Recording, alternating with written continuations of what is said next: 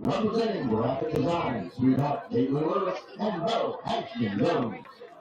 Caitlin is the daughter of Mike and Tiffany Lewis and the granddaughter of Paul Ellis, Joe and Dr. Lewis, and Paula Samuels. Ashton is the grandson of Mark and Denise Jones. The Honey Bears, sweetheart and Bo, Kyle Harris and Cameron Christine. Kyle is the daughter of Carol Welling and granddaughter of Ron Welling and Cindy Welling. Cameron is the son of Stacy Christine and the grandson of Rosemary Howard. The JV Cheer sweetheart and Bo, Demora Gordon and Devion Watts. Demora is the daughter of Erica Gordon and Rachel Harvey and the granddaughter of Carolina and Charles Gordon.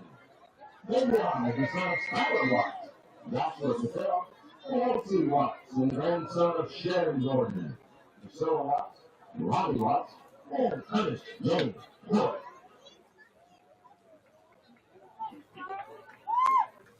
The Library Science sweetheart and Bo are Katie Mendenhard and Joanne Bowery. Katie is the daughter of Brandon Pryor and Carlos Mendenhard. He is the son of Stephanie Gordon and the grandson of Joyce Tolliver.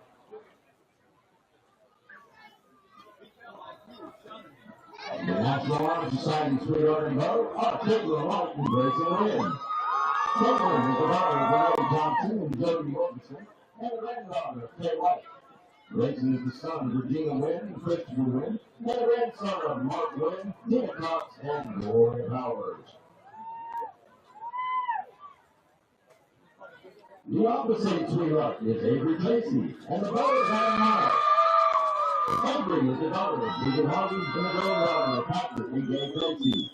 Adam is the son of Patty Miles and the late Kenneth Miles, and the grandson of Warren and Teresa Cabrera and Nikki and the late Barbara Miles.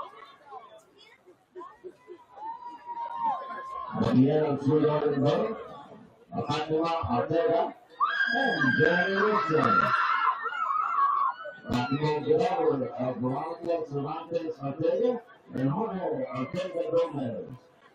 Jeremy is the son of Jeremy and Jasmine Williams and the grandson of Sheila and Bonnie Woody. The sources of strength sweetheart is Christina Tovar Haynes and the brother of Edwin Ford. Christina is the daughter of Laura Haynes and Gina Tovar, and the granddaughter of Lydia Tovar and Joseph Francisco Tovar. Albie is the son of Derek and Denise Ford, and the grandson of Anita Bush Smith. The Cleveland sweetheart is Madison Belair, and the poet Kyle Martin. Maggie is the daughter of Kathleen and Steve Belair, and the granddaughter of Margaret and Leonard Hughes, and R.H. and Barbara Belair. Kyle is the son of Jennifer and Chris Martin, and the grandson of Jeanette and Dennis Robinson.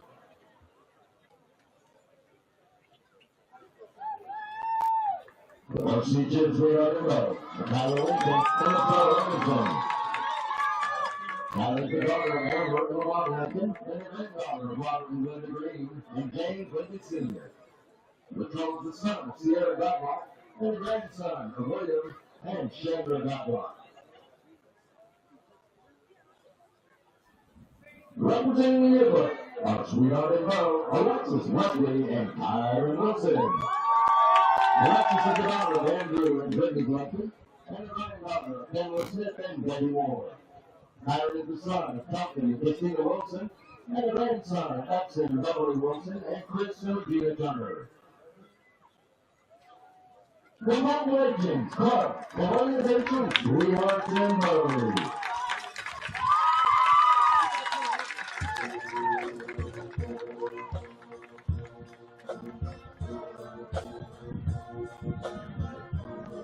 Each year, the award-winning Gladewater Accident Band selects singers for the band Sweetheart and Bo.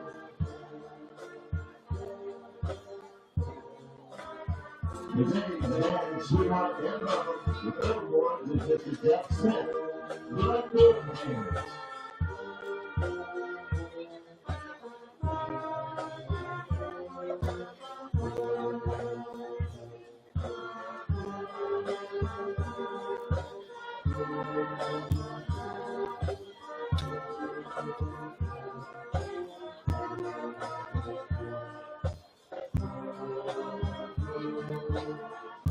And out and Shooter and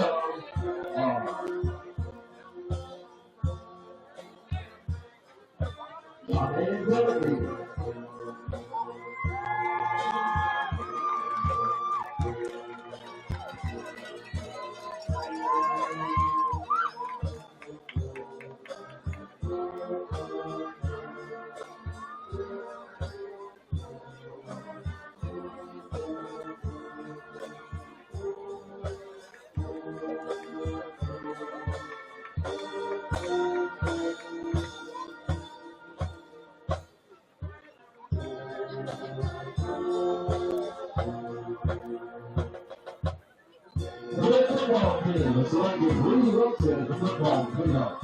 We is about to select the Troy Wilson and the red rounder with the team trailing Paul Howard. Jim Jordan has softball license ball working with an athletic team of the football team. The future Blue Florida State College is on our way further. We is escorted by football players to Richmond College. Richmond is the son of Lucky Royal College, the grandson of San Juan de la Cruz, Howard Scotland, Carlos Alito Chavez, Norfolk Leonard Collins, and Rodney Steve Collins. He enjoys playing football, working out, and helping his dad fix old school cars. This is the department that I'm going to decide is about the football players and the on the team. In the future, get your paid on joining the business program at UT College and help you start your own business one day.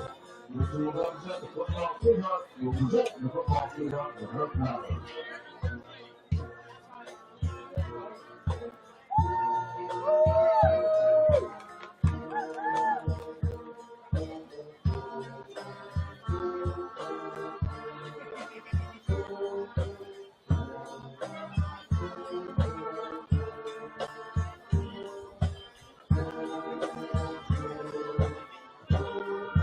Congratulations, Lindy and Tiffany.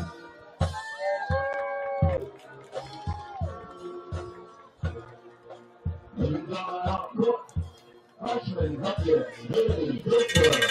Ladies and court, Haley, Topple. Haley, GSF, Hyper, George, hanging out with friends and family. In the future, Haley, Michael, coming, SC Howard. Haley's escorted by a parent, Sept, and the boy. Haley, Pittsburgh. Freshman Buckets, Hayden Thompson. Captain Thompson and Captain Thompson. Husband, USS, Varsity Children, and a member of the Gladewater basketball and track team. She enjoys shopping and hanging out with friends. In the future, they're planning on attending college to study physical therapy and to get to basketball on tap. Taking the escort tonight, my buddy Jonathan Thompson. Yes, Nathan Thompson.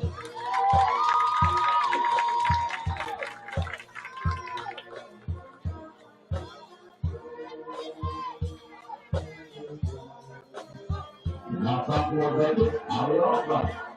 Out of the daughter of Amanda Eber and the granddaughter of Linda and Charles Wynn. Out of the GHS Honeybetter event. She enjoys playing basketball, softball, and volleyball. Hanging out with friends, spending time with the family, and traveling. In the future, our plans are attending Joe College at the regular before beginning their education at Howard University and pursue a career of being a cruise director. I was escorted by the mother and the leader.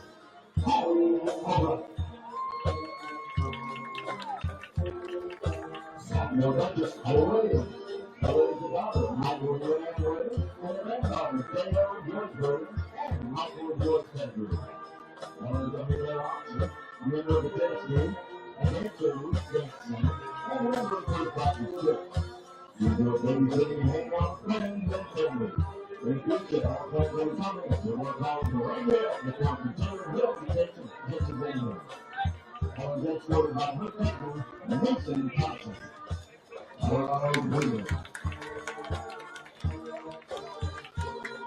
Younger Duchess, Connie Perez. mean, the power of Patrick Jose for letting me hang out of one Martinez. And he is Morales. We got Ricardo Perez and Edgar Perez. Now he's a member of the DHS High Building, the Martin Band, the Jets team, and the National Honor Society. You guys hang out with the quiz and serving a quick social officer for Hunter. In the future, you'll be plans to study coaching. Your next one will be like my father, Edgar Perez. Melanie Perez. Jimmy Douglas, Reggie Sumner. Reggie's about for Brandon and Jimmy Sumner. And Billy Roberts for the Rainwater, Taylor Jet Sullivan. Ready the Powder, Stacey Sumner, and George Davis. Reggie's a member of the DHS Monkey Band, the volleyball tennis team, Texas Express, and Very Protect.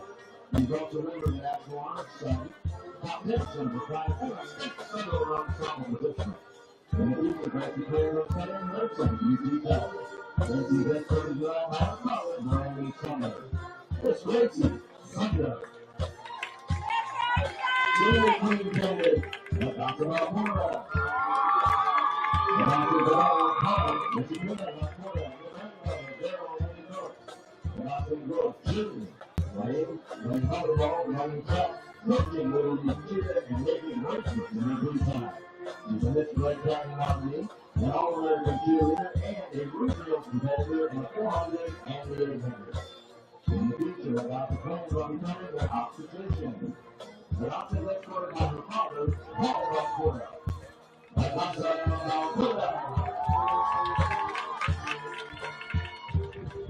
Senior Queen candidate, Amaya Butcher. Anthony Schwartzman and granddaughter Donna Butcher and Charlotte Stewart. Amaya enjoyed hanging out with her best friend Christina and the money and watching movies. In the future, Amaya plans on attending college to study nursing and cosmetology. Amaya's best friend about her father, Donald, and grandfather, Donald Butcher. Miss Amanda Butcher. Senior Queen candidate, A.E. David is another best movies and granddaughter Tina Reeves. David is a member of the Sources of Strength and the Driving Guide Battle Lions Club. She goes playing basketball, shopping with her mother, spending time with her family. In the future, David played by Jimmy College to study photography, recording science, and continuing playing basketball. David is escorted by her brother, Peggy. Yes, Peggy.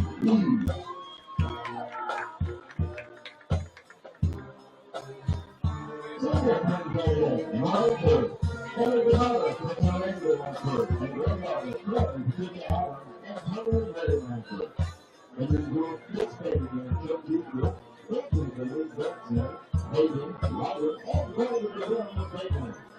We served as Democratic actors for 2 years and Democratic officer for 2 years. She is a member of the National Honor Society, a 3-year varsity soccer player, and a Lions coach in Illinois. In the future, and a player on attending college for England British and minor in nursery studies. She looks one day to work for a non-profit organization whose name is Gladewater. She was escorted tonight by her father, Chris Olenker. Miss Emma Olenker.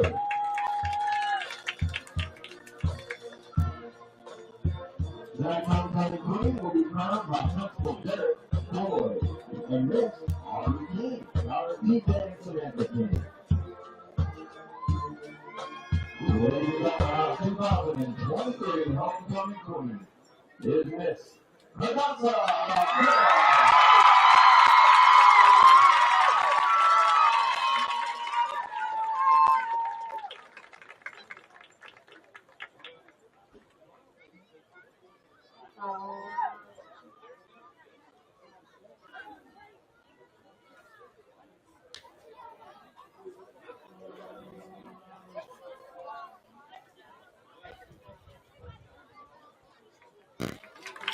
Congratulations, you're not to recognize this event.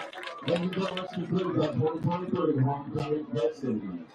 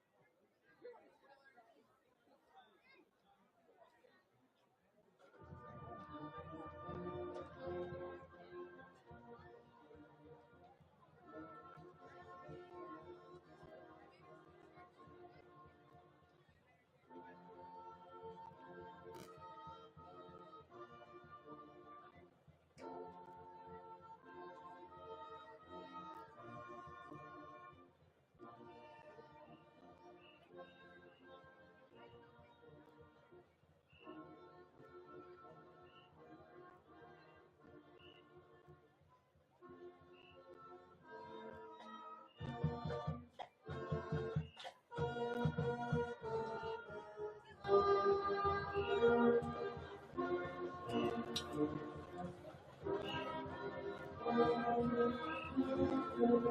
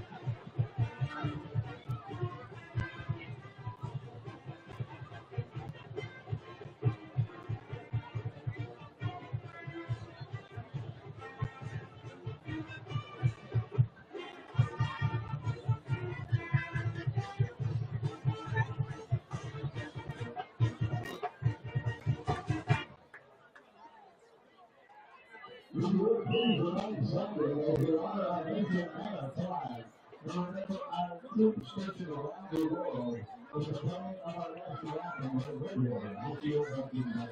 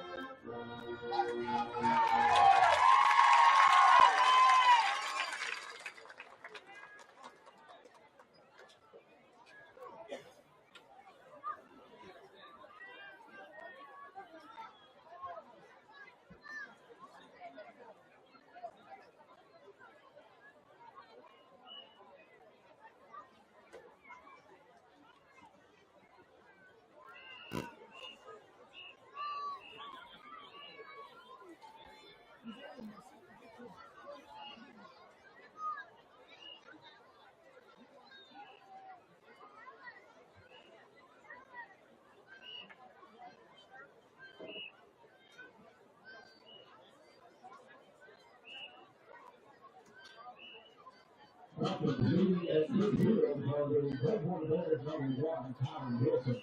Number 5, Mike Sierra. Number 9, Ruby Chico. And number 33, Israel Soda. Number 3, Panthers, number 3, Jack Hunter. And number 18, Hudson Tidwell. And teammate number 52, Ace Bateman.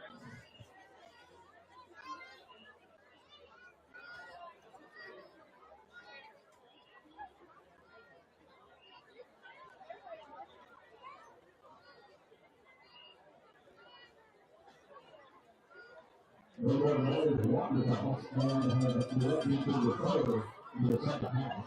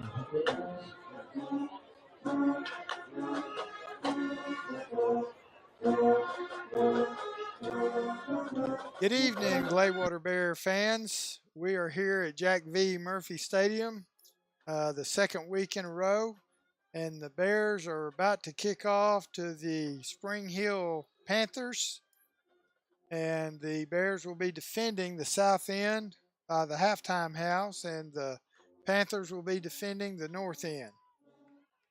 So here we are, set to go. Bears lined up, Panthers lined up.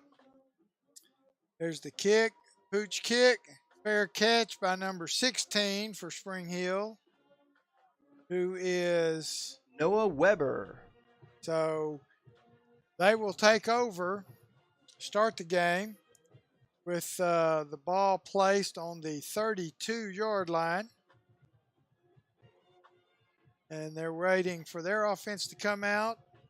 But Avon and I are back this week. We got a little bit cooler weather, and sun's going down a little earlier, so we're in good shape here this week. So Spring Hill breaks their huddle.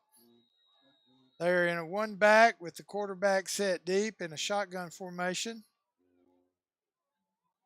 Motion, and he hands it off to the fullback or the tailback, and he is stuffed at the line of scrimmage for a loss of about, see where they spot it, for about 2 yards. They're going to spot it just inside the 30.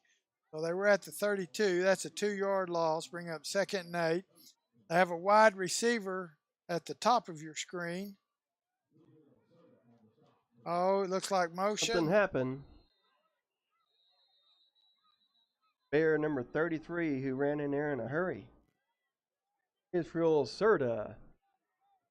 So good on the coverage. I saw a Gladewater Bear jump. Then I saw a Spring Hill offensive lineman on the left side move. We'll see which way this goes, but the way the ref is facing, looks like it's going to be against. Like he's going to step it off on the Bears this time. While they're doing that, Sam, we're going to get a shout out to our football officials. We've got referee Kurt Kitchens. We've got umpire Kyle Crow, headline judge Blake Biggs, line judge Emmanuel Brown, back judge Jay Pruitt, side judge Trey Mazration, field judge Colton Wadman. Okay, and Spring Hill hands the ball to number 4, and Trevor Allen, and he makes a nice run, picks up about 20 yards, 15 yards. They're going to spot the ball at midfield at the 50. Well, Spring Hill is running out of a one back, but they have their two setbacks like tight wings just off the tight end on each side. Quarterback for tonight is number 7, Travis Allen. And he's getting a play from the sideline now. So that last play was just a toss sweep to the right side. Here they're trying a keeper up the middle, and he gets nowhere. He's making Bear it number 52 and 36. He makes it back to the line of scrimmage, Avon. 52, Landon Brown and Tristan Collins. So they've thrown a pass. They've run 3 plays, one up the middle, a sweep to the right, and then a quarterback keeper after he faked up the middle.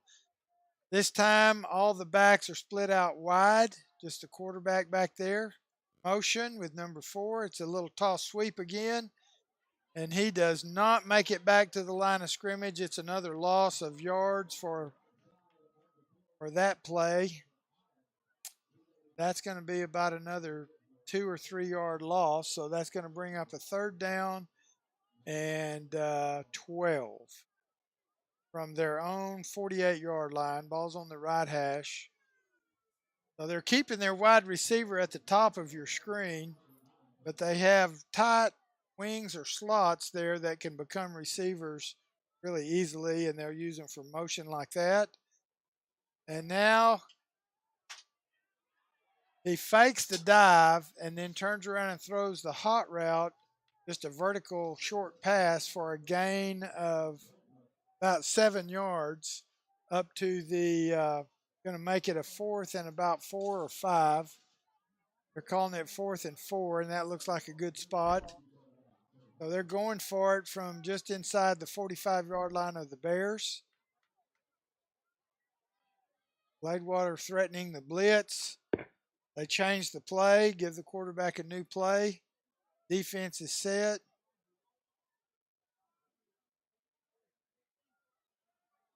Bad snap, fumbles, and number 4 has it. It is. Bear number 11 got to him first. That would be Luke Brown. And if they give him the spot, which I think they are, they're going to bring it back to the 50. That's where they really enclosed him and then just drove him back about another 9 yards. So bad snap. Gladewater gets the ball. If we would have covered fumble, we would have had 5 more yards, maybe 6. So Baylor's ball first. I mean, Bears. Yeah, Bears. I'm worried about my Baylor Bears too. But Gladewater Bears at the 50, 1st and 10. And it looks like Spring Hill's offsides. Panthers should get a penalty on this one. I didn't see anybody from Gladewater jump. Let's see which way they mark it. It's going to go against the Panthers. So the Bears will end up with a 1st and 5 inside Panther territory from the 45-yard line. And we've got 8:43 left in the first quarter. So we'll see how the Bears do. I formation, ball goes to the tailback. He's got an opening. He is going. He may score on the first play from scrimmage. He does. Wow, he no turned flags. the Jets on. So those gray uniforms, Avon, it's hard to read the numbers. It is. That is number 21. So that is Carson Cooper on the first play from scrimmage, scores the first points of the game. So with 8:34 left in the first quarter, Gladewater Bears 6, Spring Hill Panthers 0. And we got number 15 coming in, Grafton Morgan. I believe that's number 15. Number 15 is correct, Sam. Number 5 is going to. That's Frank Sierra. So lined up for the PAT. Snap is a little high. Ball's down. Kick is good. Bears lead 7-0 with 8:34 left. So great play. Cooper hit the left side of the line, slipped by a couple of tacklers, made a little jaunt out to his left toward the sideline. And he turned the afterburner on. Turned the afterburners on. He did, and ran the entire distance from the, the 45-yard line. So it was a 45. A 45-yard carry, a 45-yard drive, a one-play drive. We'll take that all night. Yeah, absolutely. So the Bears now will kick off again. And again, it'll be, I believe, Morgan, number 15, doing the kickoff duties as well. The Panthers have number 4 deep, who is Trevor Allen, number 4, and 18 is also deep. 18, and that is Carson Tidwell. I believe that's the smallest print on a program, and I've got my contacts in, Avon. Well, if I turn the light on, we'll glow like a light bulb. May have to. We may have to get a little more light on it, but anyway, so if the Bears do what they have been, they like that little high kick that they try to fair catch, and he came over here to the bottom of your screen to number 15 last time. We'll see what they do this time. They've been known really thinking about what you had said that you don't know. Kicks he it laid deep. that one way back there. And it's fielded at the 15-yard line. Number 12 of the Panthers. And he comes up the sideline, and he is out of bounds at the 40. Looks like Bear number 5 grabbed that jersey and would not let go. And Frank I think Sierra. Grayson Woods in on that tackle too. So good job on the kick, but he turned up the sideline, and That he was made George Jacquez. Well, he had about a 25, 26-yard return on that. Good run. That's a good return.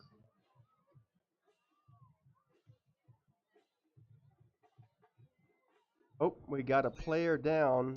There, number 12, who returned it. Breathe here. We also want to give a shout out to the UIL for allowing this to happen, because for the longest time, it was not allowed. Live stream high school football. That is correct. And then when COVID hit and people just weren't coming to games, the UIL made a decision to do that. And then not every team has to do it, but some have chosen to keep doing it. And it's really good for those that got 43 viewers right at the moment, Sam. Got what? 43. Okay. Right now. 43 viewers. Good. So funny part is, though, they usually get way more views later. It's like the kids go back and watch it, and since this was homecoming, we had it streaming really early as we could get it to those players could watch that stuff as well. And the parents and grandparents, everybody wants to see. Yeah, so and we had the cameras playing on the homecoming festivities. This is Gladewater's homecoming tonight. Luke Brown playing this end position on defense at the bottom of your screen. This time they have a one setback behind the quarterback. It's a handoff. Oh, option. And he fakes it. He pitches to number 4, and it is off to the races. And he is going to score a touchdown.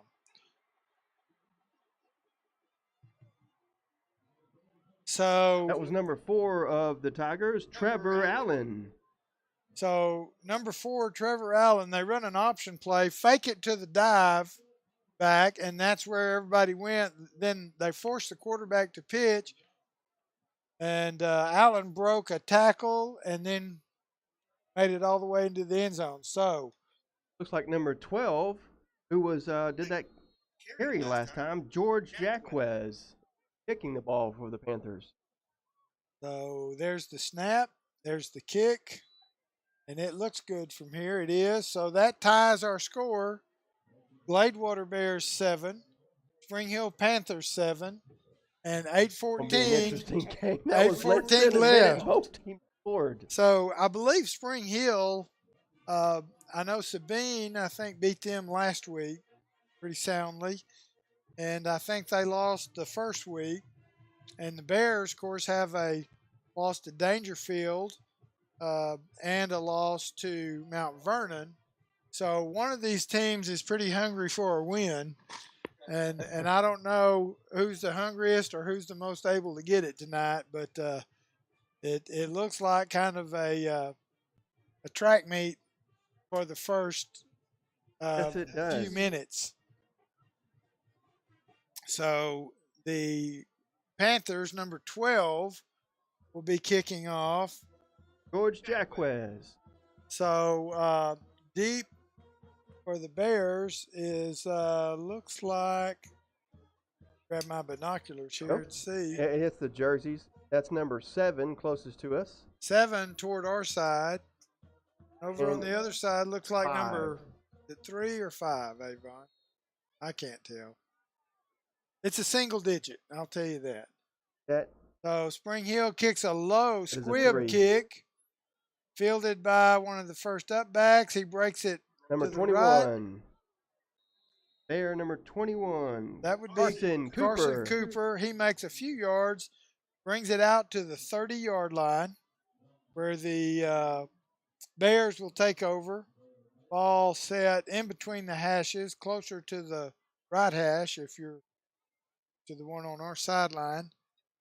And we'll see what they come out in. Probably stay in an I formation.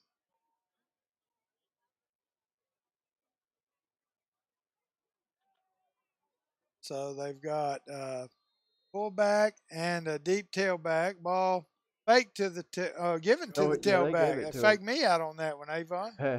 And he makes it, maybe makes a yard or two, depends where they spot it, but not much there.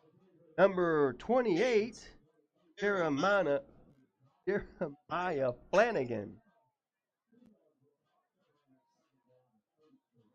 So Carson Cooper in the game at tailback. Carter Schneider in at wide receiver at the bottom of your screen. Oh and it's a throw. He's throwing deep. And number 3 for the Panthers breaks it up. And that looks like that was Bear number 2 set the receiver. Jack Sanchez, is that what that is? For 3 for the Panthers. Number 3 is a Jack Beckett. Beckett. So he did a nice play breaking that up, but Bears were going deep on that one. That was Carter Schneider of the Bears.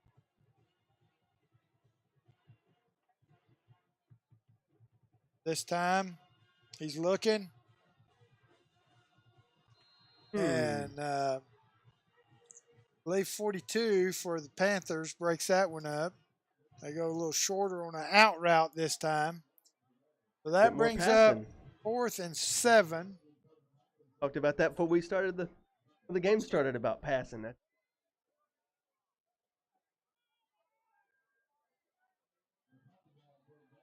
Well, the Bears in punt formation now.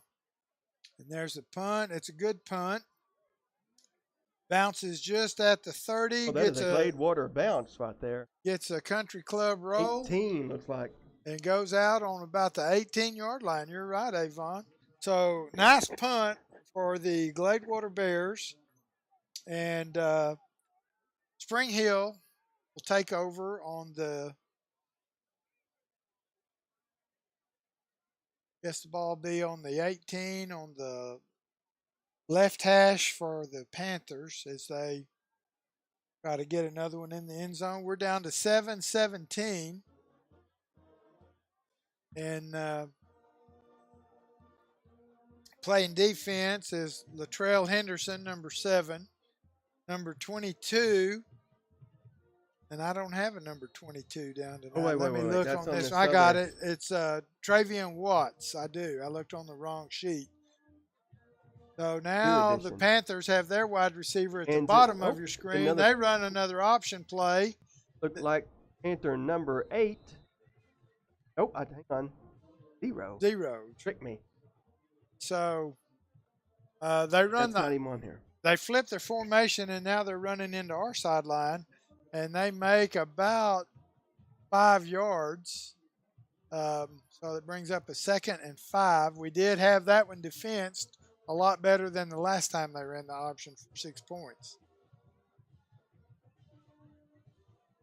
Jackson Copeland. So now they give it with the dive back, and it's their number 21. And he makes a first down. No, he's a little short. No, he did make it. First down. Panther Julius Hawkins. And the Panthers now have the ball out to the Bears 31.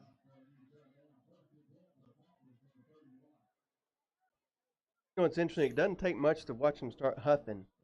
I know. Because, I mean, you're putting forth a lot of effort trying to keep that other player. Well, Panthers in the same formation back at the line. Motion. Oh. And this time they fake the dive. And number 2, oh my goodness, they're going to call that incomplete.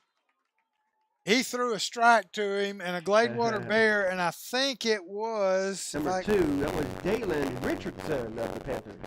And he was hit by number 7, Latrell Henderson, and knocked the ball out of his hand for an incomplete pass. So that would have been about a 25-yard gain.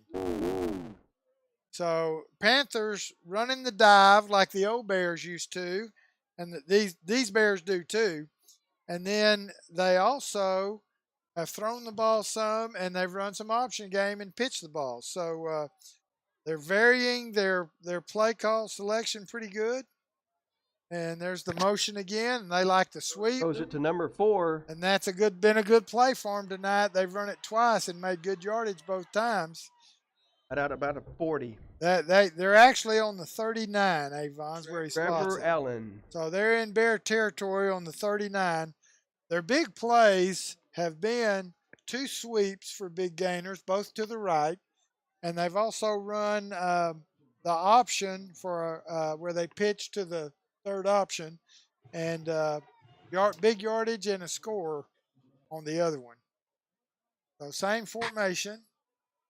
See which way they motion.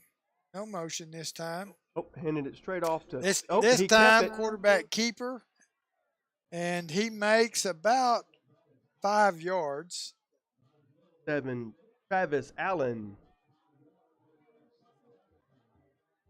And I like those kind of gray jerseys, but it sure is hard for us to see numbers. Yeah, a lot more concentrate. We might have to hire us a full-time spotter just to watch defense and offense. Panthers with a 2nd and 5. This time it's the option with the pitch. Yep, to number 4. We were ready that time. Bear number 33. Israel Serta was all over him. And so that is about a 5-yard loss back to the original line of scrimmage. So great defense on that option there after 2 big plays off of it, Avon.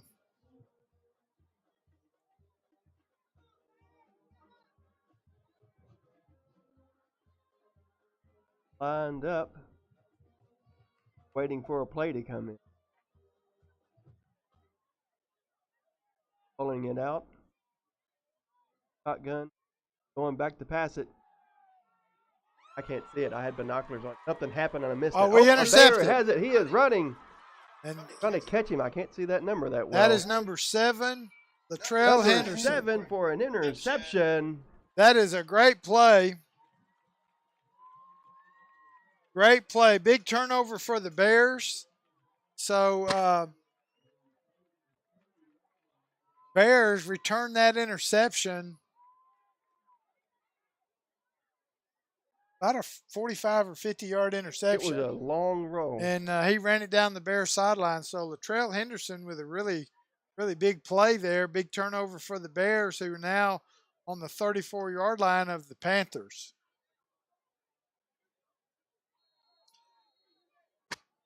At number 11 of the Bears under center, Luke Brown. And then they draw on a long count. They draw Spring Hill offside.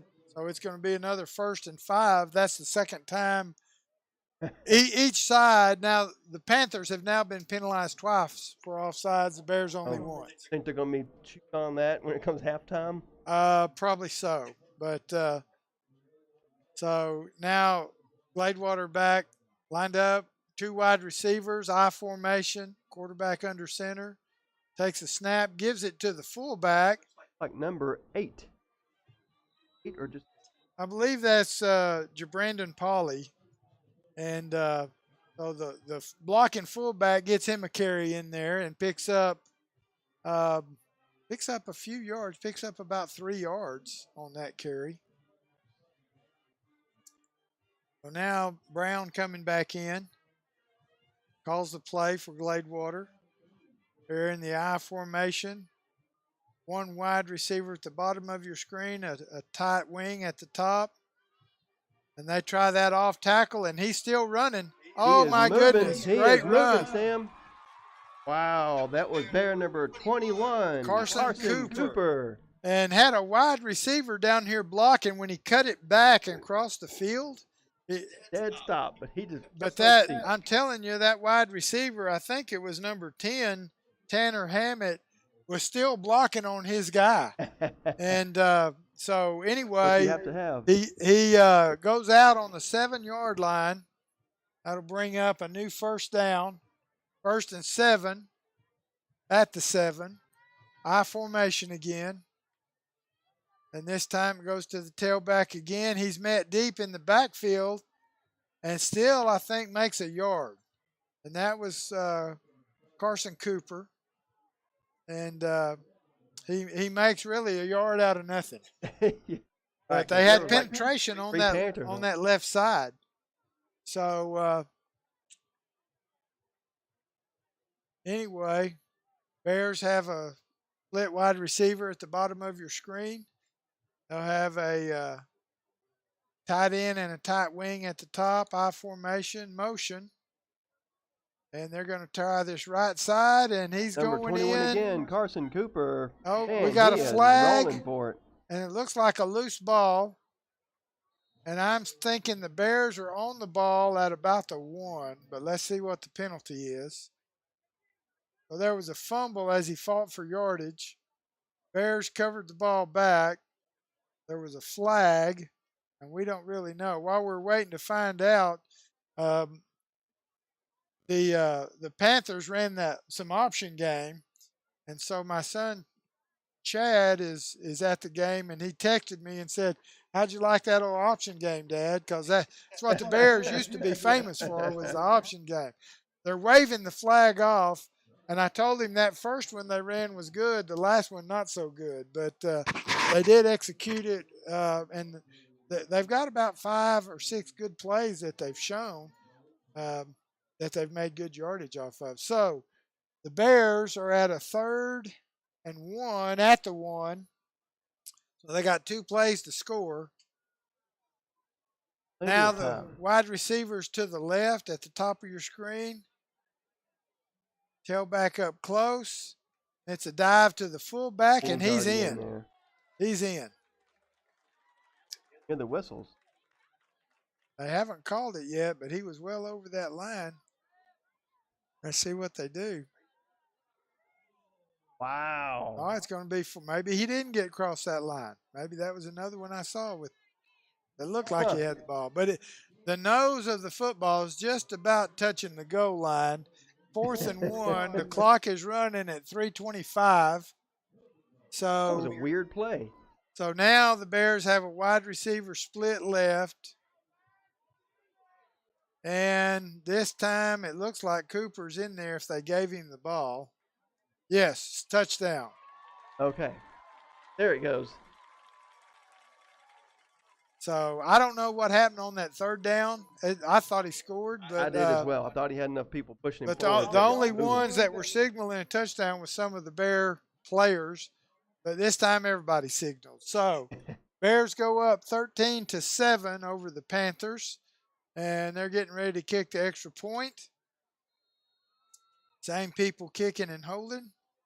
Good snap, ball's down, and it is good. That leaves 3:11 left in this first quarter, and the score is Gladewater Bears 14, Spring Hill Panthers 7. So the Bears will be kicking off to the Panthers, and they'll get another try for pay dirt. Oh yeah, there's plenty of time, especially since they made that one touchdown, like 2 plays. Interesting.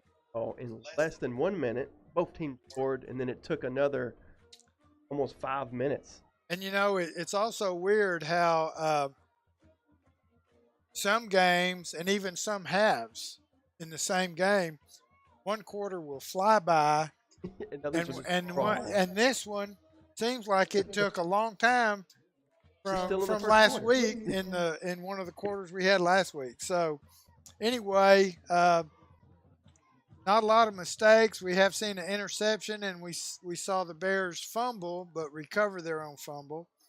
And 3 penalties, all of them offside so far. They waved the last one off. I don't know what they thought it was, but they waved it off. So we'll see if the Bears go deep. Last time they went deep, there was a pretty decent return. They may try to go with that little pooch kick again. And they do. And that one is going out. Bouncing out of there. At 22. Yes, about the 22. So there's a flag because the ball went out. They're going to mark it. Oh, I got you. 5. They're going to, looks like they may take the ball, see what they're going to do.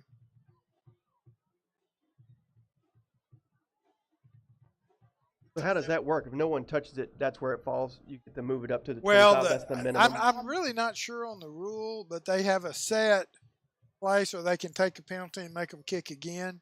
So the ball is going to go to the 30-yard line.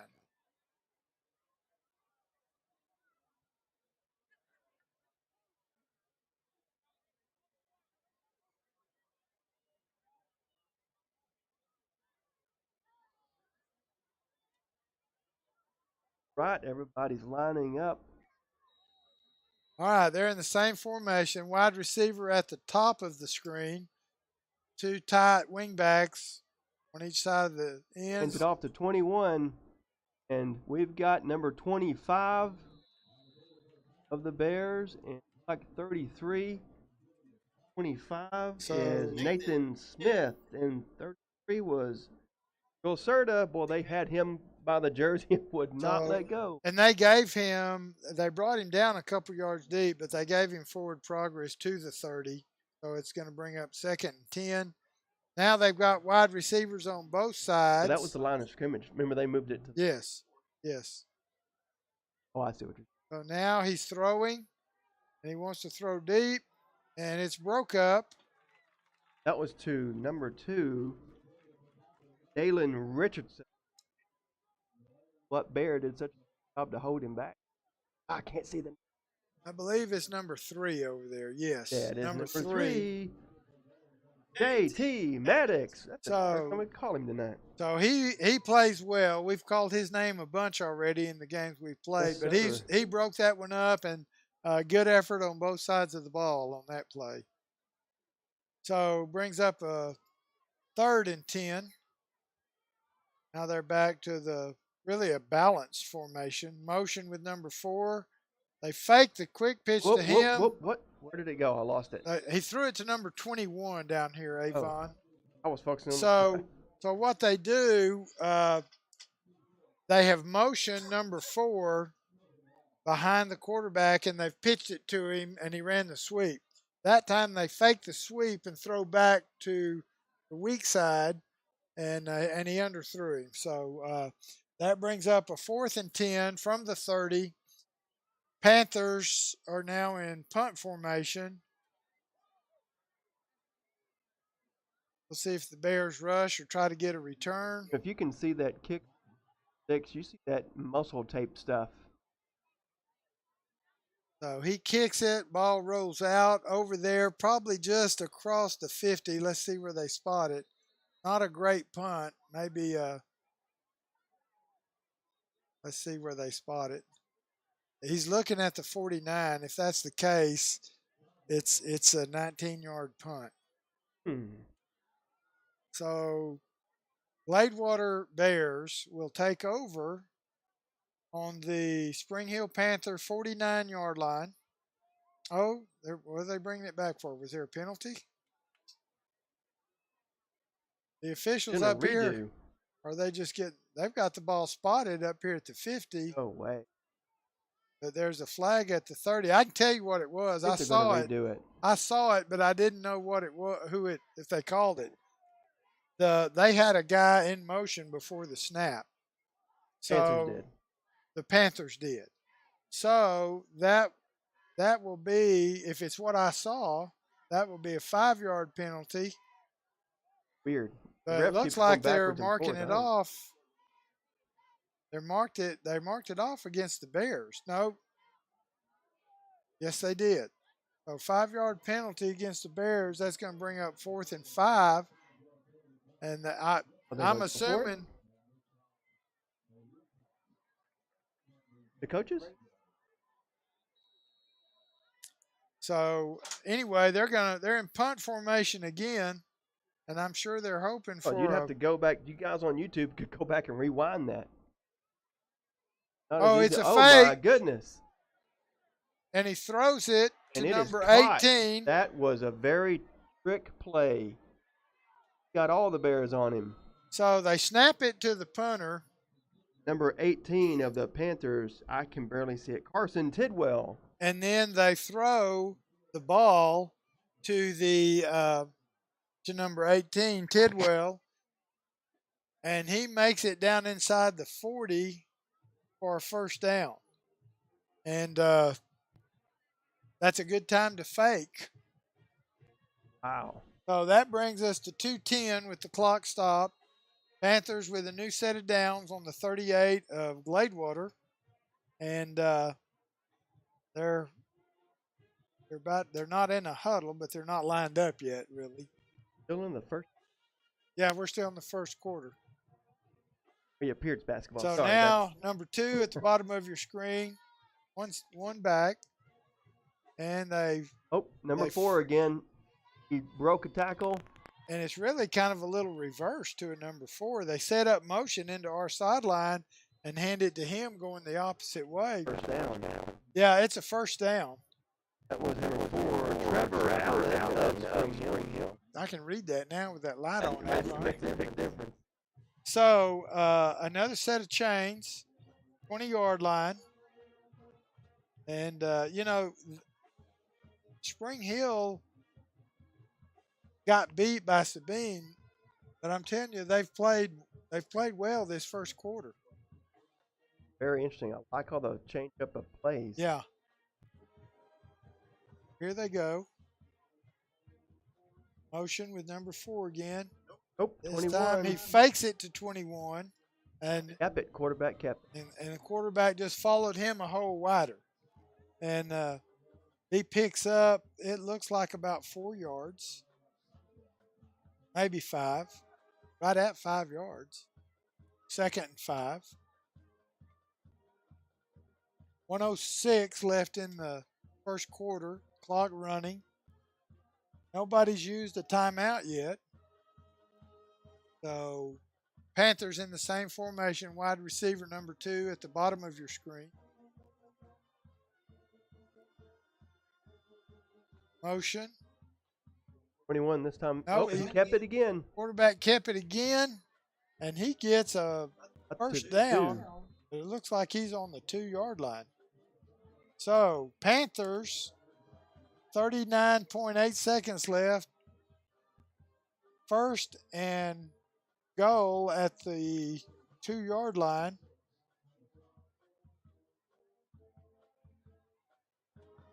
Like it's going to be a bunch of fake punt, fake. Well, different plays. I can tell you that they came to win, and Coach Levere going to be hungry. Coach Levere was head coach over at Spring Hill at one time, so I'm sure they would like to beat Gladewater tonight in the worst way. This time he makes the handoff. Fumble. Oh my gosh, I think that's a fumble. They're marking. Hopefully they can't hear on YouTube how upset some of the coaches get next door. They are not happy. Yeah, they're in the booth next to us, and they're saying he was over. The officials do not say he was over, and there was a fumble.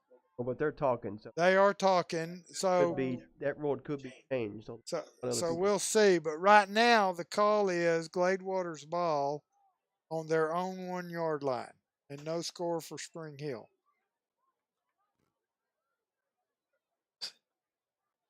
So, I haven't seen an official go over and talk to the Spring Hill coach, but I kind of anticipate that. But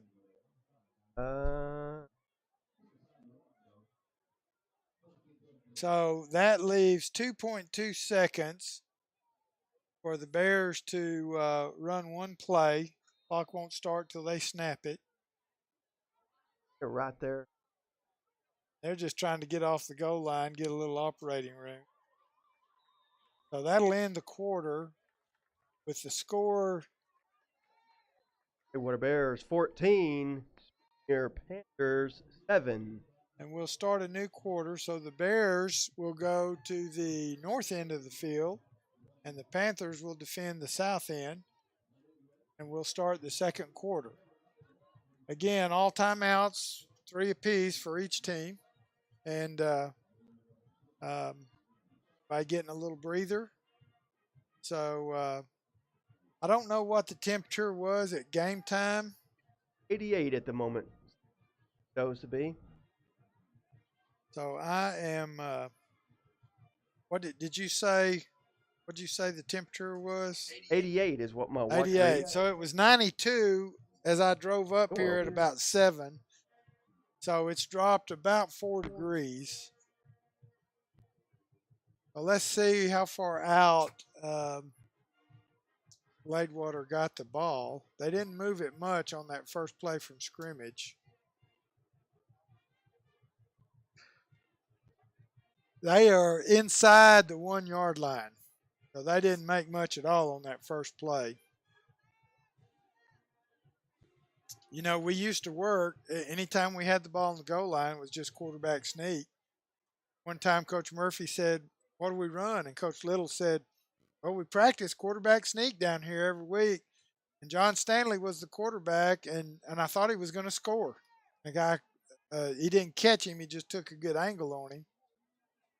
Oh, and a little bit of room now, breathing Number room. 21. Carson Cooper. Cooper. He makes 5 yards, gets it out to about the 6. No, just to the 5, made 4 yards. So that's Still, like you said, got some breathing room now. Yeah, a little breathing room. 3rd and 6. But, you know, it's funny. You work on stuff, and then you get in a game situation. Well, what do you want to do? Coach, why don't you do what we do every week, coming off the goal line? What you practice for, just. And that was against a pretty Also good team. I think it was against Atlanta that year. Babbitt. I formation. And he's giving it to the tailback again. He's got some room. And I believe he's got a first down. Not by a lot, but I think he got it over to about the 11. He said, the ref said, move the chains, Sam. So we are 11:09, clock running. 15 comes out of the game for Gladewater. Bears have 2 wide receivers at the bottom of your screen. I formation. Whoop, whoop. Like something. Changing the play. Oh, got a play clock this week, Sam. Over there. What's that? Play clock. Remember we couldn't see it last time. Oh, yeah, the play clock is working. They threw the ball down low. I can't. That's number 3. Number 3. That is JT Maddox, playing both sides of the ball again tonight. So good run there, and he is a little short of a first down. That brings up a 2nd, and we're going to call it 1, Avon. Good. But, yeah, the play clock wasn't working last week. We got it on and functional this week. Both sides. I say we. Avon and I didn't fix it, but somebody no, I did did. not. So Bears got twins to the top. Hand off, ball goes left. Oh, Carson scrambling Cooper. through there. He is scrambling. I tell you what, he's zigzagging, cutting the ball back against the grain. Move the chain, Sam. First down. And makes that first down. The ball is now right at the 30-yard line. Down to 10:23. This time the Bears will have 2 wide receivers to the top of your screen, to the right. And an I formation, quarterback under center. There's the snap. Ball goes to the fullback. And he makes about, I'm going to call it 4, Avon. That should be Polly. Number 8, Braylon Polly. So he is, well, he made about 4 yards. 3 yards. So that's Boy, the clock won't stop. Moving so fast. so this time I hand him to the tailback, and he is met at the line of scrimmage. They're going to give him forward progress. The Panthers were all over him. They were. He had 3 guys that met him, and I don't think they were inviting him to church. No, sir.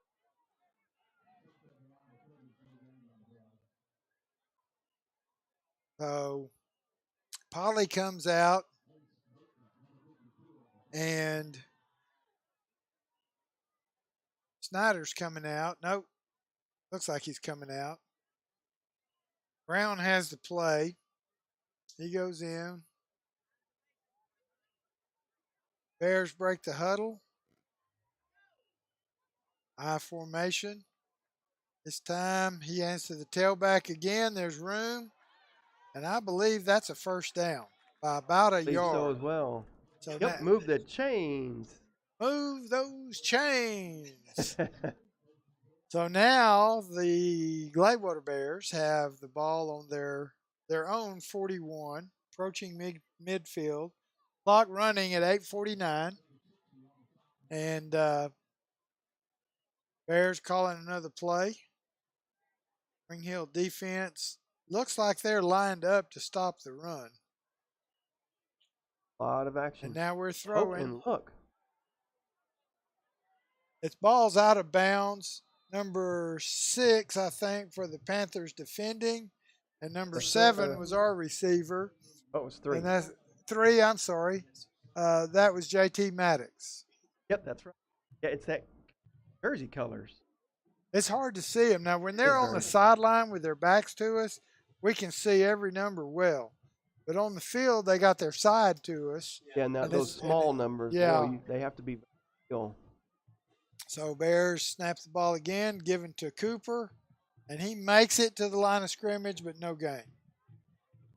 No, that was 28 that time. Oh, 28 that time? Flanagan. I'm sorry.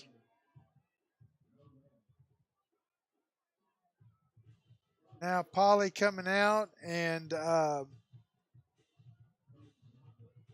Carter going back in, Carter Snyder. And that was 28. He's coming. Is he coming out? No, he's lining up wide.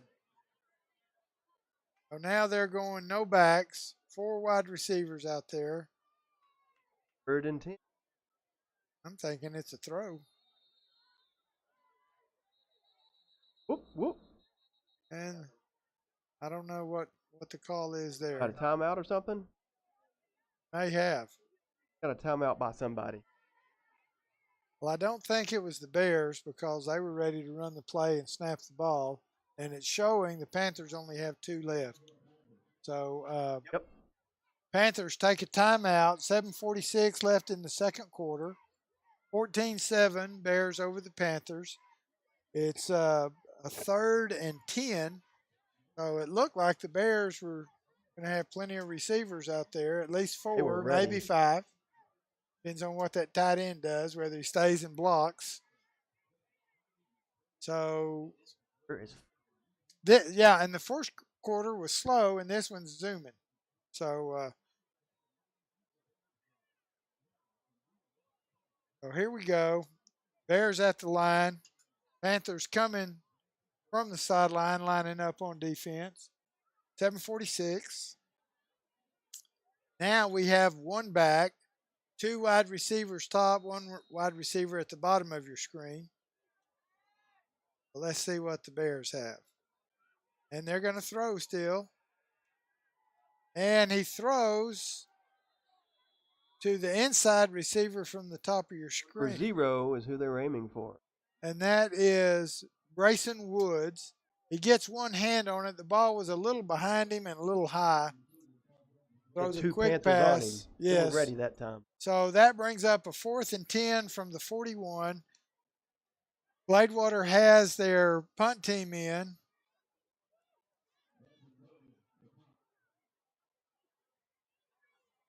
Gets the kickoff. Panthers rushing, trying to get a block. Ready. And we get another good Gladewater roll. And it's going to roll down to the 22. So Spring Hill Panthers, with 7:30 left in the half, are going to start from their own 20-yard line. I'm sorry, they're 22. marking at 22. And we'll see what they got going.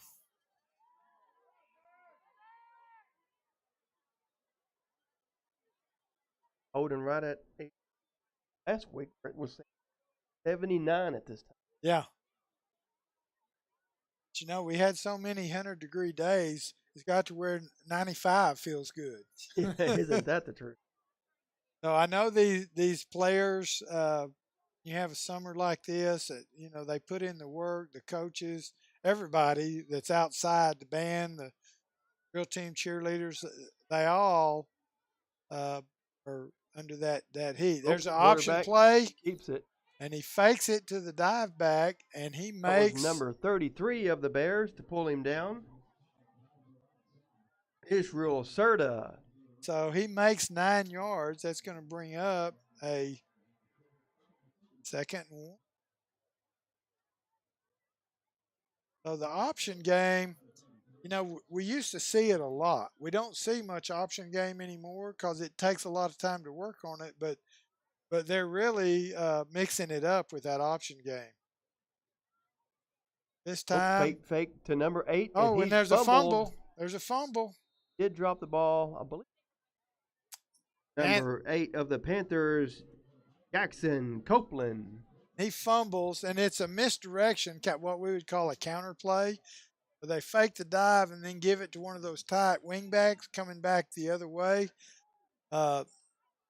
Sometimes you can call that the buck sweep out of a different formation, but it here we go. They're waiting on the play. So wide receiver at the bottom of your screen, 2 tight wings and 1 setback, and he rides it. Hands it off to 21, I believe. He makes a first down, crosses the 45 to the 47, I'm thinking. That is Julius Hawkins. So ball's at the 37. 37-yard line. Panthers with a new first down. 5:54 left this half. Wide receiver still at the bottom. 2 tight receivers top. Motion by number 8. Oh, he's keeping it. He's keeping it, Sam. And he really breaks tackles and spins. Reminds me of last week's player from Mount Vernon. That got Yeah. almost instantly. So it's a 5-yard gain off of that play. That brings us to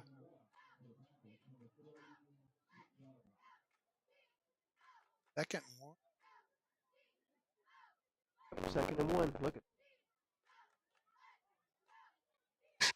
all at the 46. So now it looks like Gladewater is taking a timeout.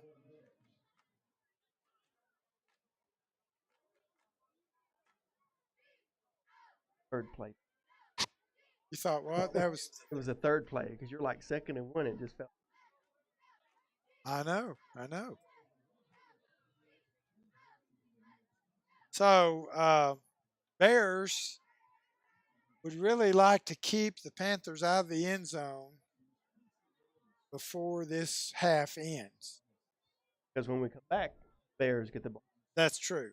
So the Bears will get the ball when we come back, and I'm sure, you know, they came out like I don't know what. Guns blazing, I guess, you know. But they came out and scored the first play from scrimmage, and the third quarter last week they came out tough. And first series was a drive. So quick one. So we're really with 5:09. I'm sure they're looking for a stop somewhere in here with the Panther offense. So he's throwing. Well, plenty of time. Deep, and he overthrows intended receivers number 2, and the defender for Gladewater is number 3, JT Maddox. JT was beat a little bit, but the ball was well overthrown. So that's going to bring up a 3rd and 1.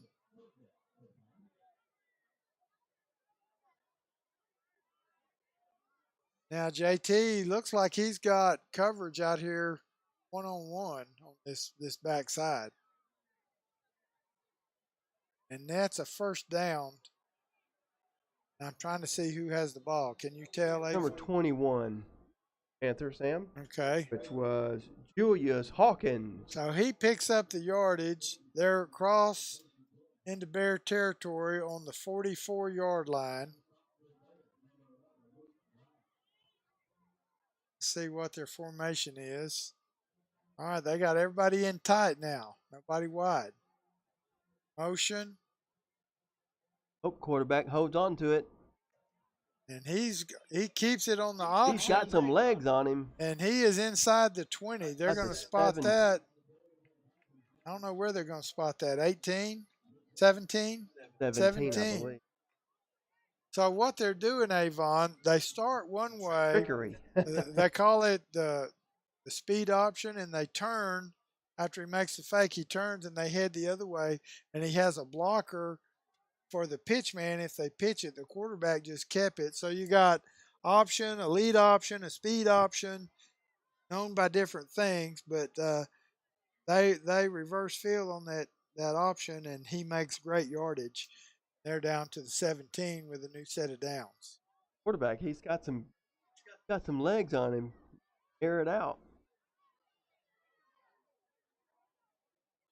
Now number 8 gets it. They were ready for him. Nope. Sweep, and he's down to the 10. Brought down by number 33 of the Bears, Israel Serta. So that's about a 2nd and 4. Wow. So 10-yard line. They really need a stop. 3:56 left on the clock. It's a handoff right up the middle, and they stuff him. It's probably for a yard loss. Maybe 2. Same number 21 of the. So that's going to bring up 3rd and I'm going to call that 6 or 7.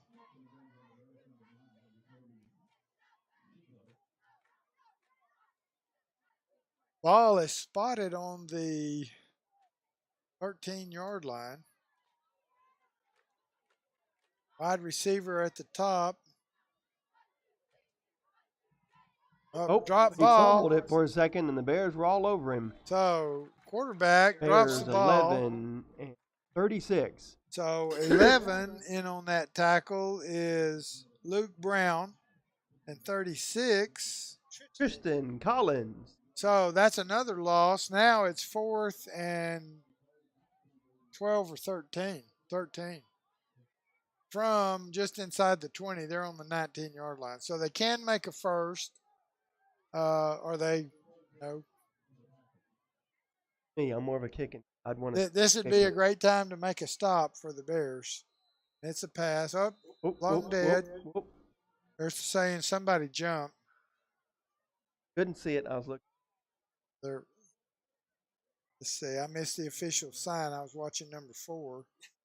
We both had our ones we were eyeballing, huh? Let's see what they're going to do.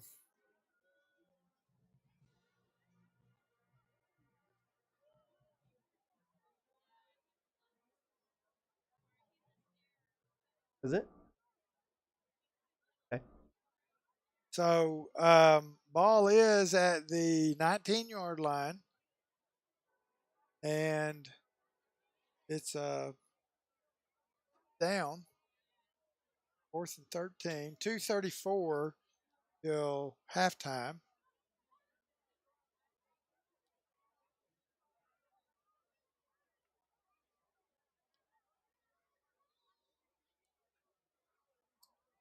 Let's see what happens.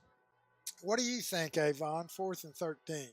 Again, if it were me, I would want to make sure that This is the perfect time to start testing your kicker. You've got a decent kicker. Now's the time to go, hey, look, in a game, make one from this, or we know you crashed it. So Because once you get the district, you're going to want to be able to know that that kicker can handle the pressure. that would be That's a just 36-yard field goal, but they line up. I think it's a sweep or that pass, and it's a Oh, pass. it's a pass. He's got pressure. Oh, and he is sacked all the Oh, way back to the 34. Bear number 33. Look at him jumping up and down. Israel Serta. So that was a big stop right there. I Massive. promise you that's huge. I understand why he's still pumped up on the sideline. So now the Bears have 2:32 with the ball on their own 35-yard line. The nose of it maybe is touching the 35. And that's enough time to score for sure. Oh, absolutely. Plenty of time. And you would hope at the very worst you kept the ball for 2:32 and the Panthers can't score. Would this be one of those times where you would say, look, it's not a district game, counts because it's good to have a win. We know the Panthers are definitely hungry. Try some of those interesting plays. Well, I'd try to score for sure. And he hands it to the tailback. Well, that's a long way to run from way back there. It is. And look, 21. that's Cooper. Yep, Carson Cooper. Carson makes about 2 yards on that play. And let's see what they do. I think got 2 wide receivers. I was going to say they may want to throw it. And it's completed. It is complete, and they're looking at him. And he's swung him around. Just across midfield to the 49. Like Reed, looks like number 0, Grayson Woods. Yes. Hard to see. So that's a big play. That's a first down. Get you across midfield Stop to the clock. 48. And a new set of downs. 1:58 left in the half. And it's a handoff to the tailback. Oh, and he is still moving. And he gets a pretty decent run. That's at least a 5-yard gain. Let's see where they spot it. Maybe 6, yeah. Another great play. Clock is moving. It'll be interesting. So that's a 6-yard gain. Number 2 and number 28 come back in.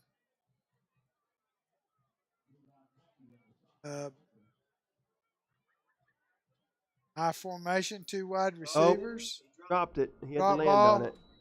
Yep, quarterback jumped on it. Bears keep the ball, but that's a wasted play. Now it's 3rd and. Oh, nope. They're saying that they got it. Oh, they're saying they got it? Oh. They did. No one was celebrating. No one knew it but the guy that had it, I guess. I guess so. But the refs called it to have it, and that was, I'm relying on that as some small fonts. So. Oh, my goodness. That's got a hard name. Number 77 of the Panthers, Og Han Erik. I'm pronouncing this wrong. Otujor. Okay. I'm going to trust you on that one, Avon. So with 1:13, the Spring Hill Panthers are on their own 43-yard line. So, I'm thinking I would look for them to air it out. They got 4 downs. Timeouts left. Both sides have Gladewater just has 1 timeout. They took their second one. And there's that little sweep I told you about. Got Bears ready for him this So time. Number 2 of the Bears was ready. That's a 2-yard gain. Carter Snyder. So good stop, 2-yard gain. But I like that for them. That's a good play. And he got out of bounds, so it stops the clock at 1:06. Going to bring up a 2nd and 8. They're talking about something. Uh-oh. There's a flag I see laying there. What are they talking about, Avon? Carpet. It's secrets. Facing the Panther players. Oh, holding on the Panthers. I was going to say, the way he's facing leads me to believe they're going to step it off against them. So that's going to maintain first down, but it's going to now be a 1st and about not quite 20. 18, yeah, sounds right. So 1st and 18, ball is now on their own 35. Play clock is down to 106. We'll start on the snap. I'd still look for that throw or the sweep. I mean, Oh, that's the very powerful the for three things they've done, four things: the quarterback keeper, they've thrown some passes well, the option, and that little sweep. And there's oh, there it is. that's the counter Number play I was 4 talking about. moving. And he's brought down. Trevor Allen of the He's brought down by Grayson Woods, number 0. That brings the ball across midfield to their own 44. moving on him. Bears can hope. Ball. He throws. Oh, almost intercepted. There is a flag back here at the line of scrimmage.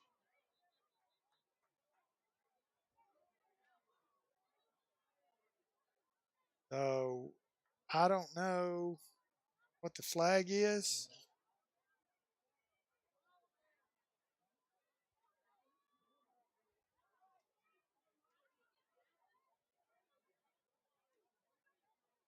Holding again on the Panthers.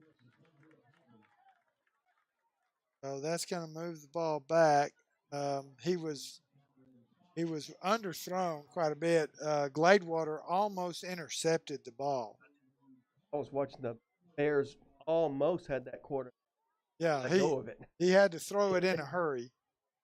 So again, it's 39.2 seconds left. 1st and 20. Panthers.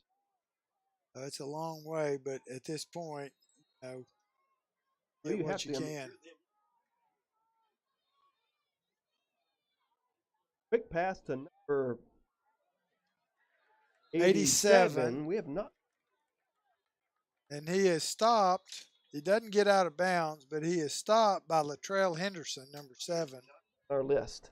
And so the clock is stopped at 30.4, and I'm trying to see who took a timeout.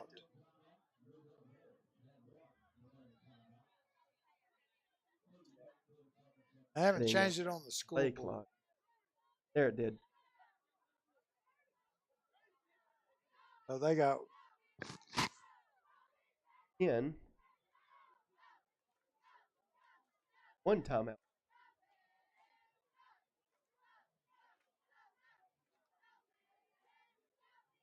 so let's see. And I mean, I really feel like I'd look for 3 things. I'd look for a pass, obviously, but then that little toss sweep or the counter powerful. that sweeps, or some type. This really would be a good time to run an option game and quarterback keep it or pitch the ball, because everybody's try to cover their man till they read option. So They're so good. they're playing well. Right now, it's a very good ball game to watch. So they're at the line of scrimmage, just inside the 45. 2 wide receivers top, 1 at the bottom. Back deep. He's looking to throw. Oh, he's got Bears all over him. He's got 3 of the Gladewater Bears there. 33 again. 58. 11. There's a host of them. Brigade of We don't Bears even all know over what him. to call a group of that many bears. We try to gaggle a group. There's a name for it, but I don't remember. Blitz of Bears. So that was a great play. That brings up a 4th. Way on there. 4th, and I'm going to say it's over 20, 21. Here's my question. Shows that we called the time. Probably telling them what to look for on this one play. Is a big. Yeah, and They're going to air you're not it going out. to you're not going to use it next week. So when I coached, when I was up in the press box, I had sheets spread out. And if it was in the red zone, I knew what their best plays were. If it was, we had the field broken into 6 zones Okay. and hash marks, formations, down and distance, and I could look up on each one, and I could get it right a lot of times. You still got to stop them, Of but course, you can the tell them players what have to to look do for. their job, and And that's so tough in the we got trenches. guys in our coaches booth that are telling them, obviously right Fourth and here, 21 for the watch Panthers. the fake punt again. Oh yeah, They're of in course. punt formation, No way they would try something like that now. but he punts Nope, it, he did. He let it go. He didn't. and it's going to get a bounce at the 20, roll down to the 16. Panthers are going to kill the ball. 9.8 seconds. So Now here's the question: it only stopped once he touched it. What if he wouldn't never touched it? When would the ref have stopped he it? would have stopped it when it was still within a second. So Do you just 60. down the ball here? Or Well, I don't know. 9.8. On one hand, down the ball, let's go in with some momentum. You throw the ball, and get secure. greedy. I don't know. I heard But you don't want to get just greedy. not use it down either, because who knows? Somebody might run the ball, and somebody falls down, and Gonna run it. 28. so he makes about 7 or 8 yards. That's it. So that brings first half to an end, and that run was about a 7-yard gain to end the half on. So we will be back. The score: Bears 14, Panthers 7. Tight, hard-fought game. Both sides playing well, and only one can walk away with a win tonight. So we'll see what the adjustments are, and we'll come back and watch the second half and bring y'all up to speed. Got it, Sam. Stay with us.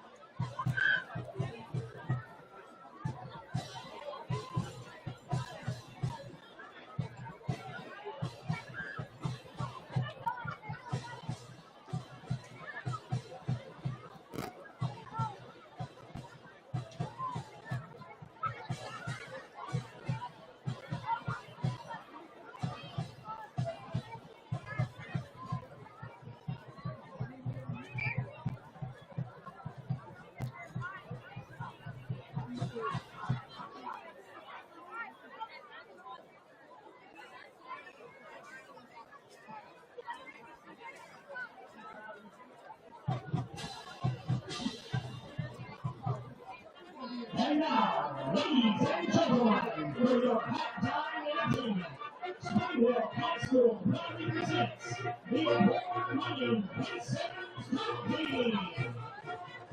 Leading the Pacesetters onto the field, the officers from left to right are First Lieutenant David Woodland and the captain, O'Connor.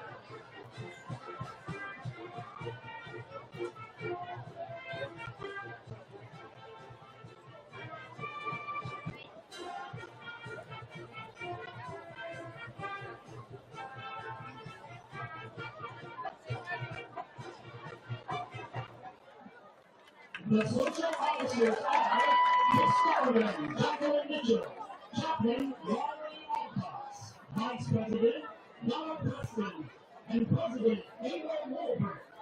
The Pacesetter of the week is Isabel Howerton. The sponsors of the week are State Automotive. The Pacesetters will be performing a pop routine to shake it off.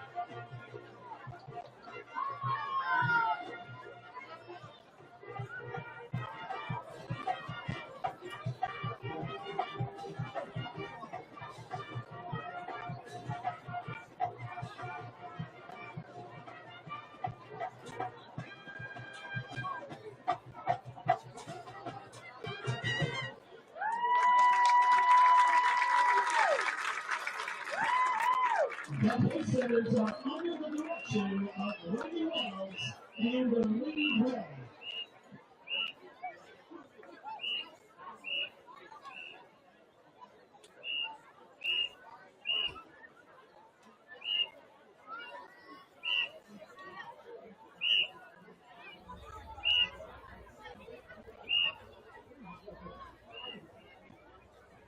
Good evening, ladies and gentlemen, and welcome to halftime with the Springwell High School band.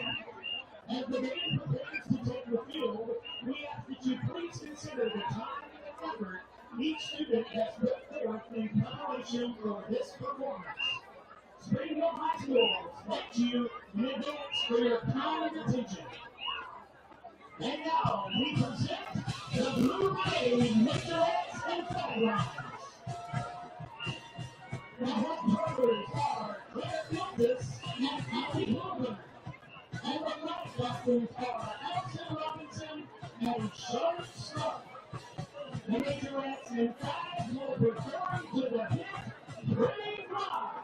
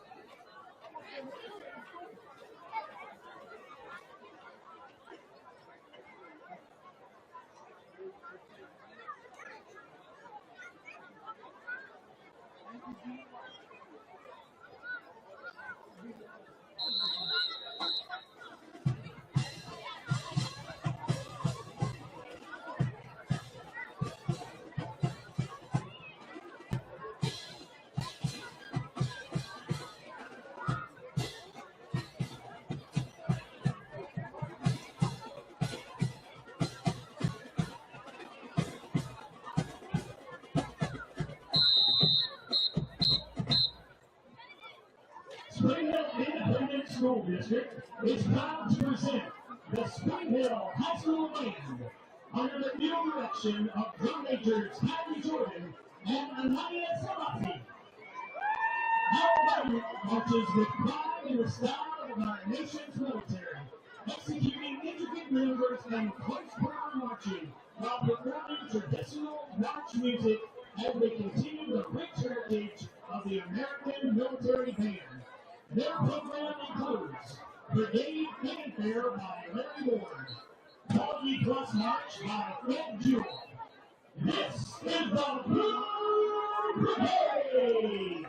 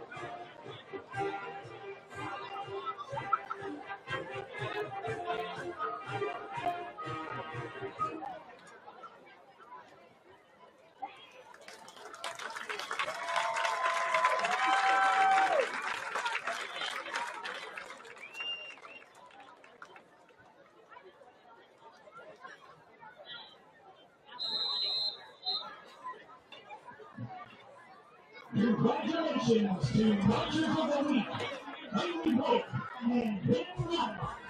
Have a fantastic evening.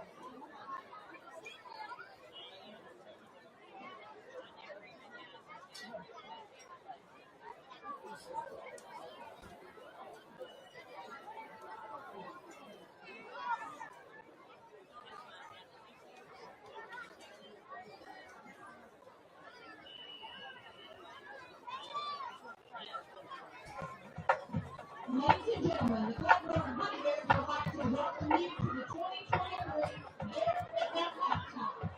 Tonight's show starts off with the GHS Honey Bears and the Sweet Sept Bear Band. The Honey Bears, created in 1979, have worked very hard to continue their tradition of precision, beauty, and excellence. These beautiful young ladies are led by a talented group of officers. They are Line Sergeant Trinity Gamble, Lieutenant Alan Albright, Lieutenant Ava Langsford, Lieutenant Ella Williams, First Lieutenant Erica Evie, and in the middle, Captain Senior Elon Langsford. The officers attended tonight as creative, almost creating production just now, and under superior rating. Panthers Special Officers are Tatiana Wonder, Olivia Holly, Mariah Mason, Brooklyn Knight, and Head Special Officer Melanie Perez.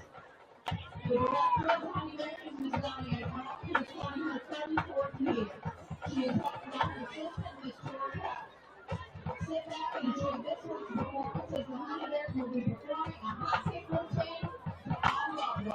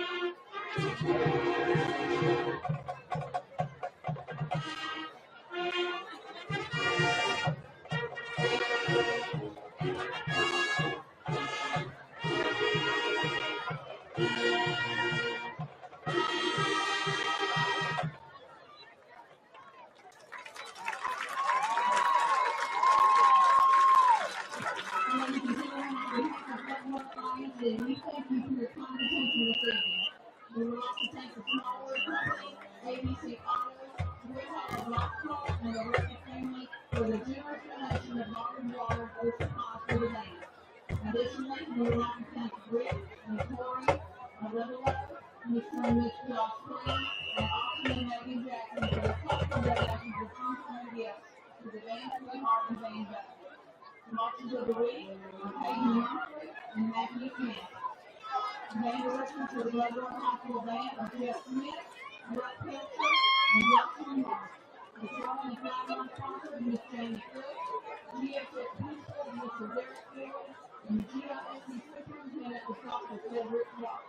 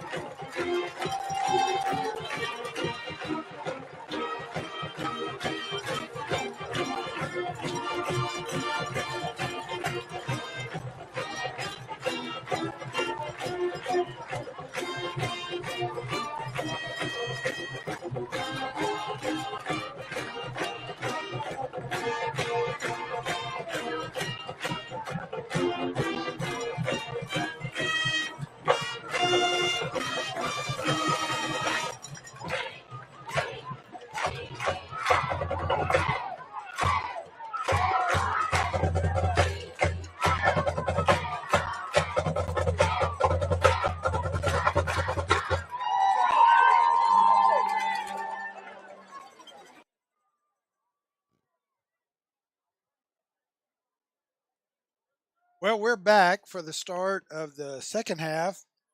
Score didn't change while we were gone, still 14-7. Thankfully, But the fumbles on the goal line were discussed by many, I'm sure. So anyway, no, I'm curious. Before, think about it back whenever you was a coach, you had that camera up there. And, whenever I was in high school, as a senior, I got the lucky opportunity. One of the coaches came up to me and said, "Hey, we'd like for you to help out with football." I'm like, I really can't do much. I mean, I did like water boy and all. Like, oh, hey, food. I'm yeah, in. yeah, sign me up. So I remember getting to sit in some of those stands out in the middle of nowhere. They had a little box for me to crawl up into the video. Back then, when it's running, I'd pause it between all the half times and anytime the bell was rung. But now, those coaches literally go into that halftime house, south of the field.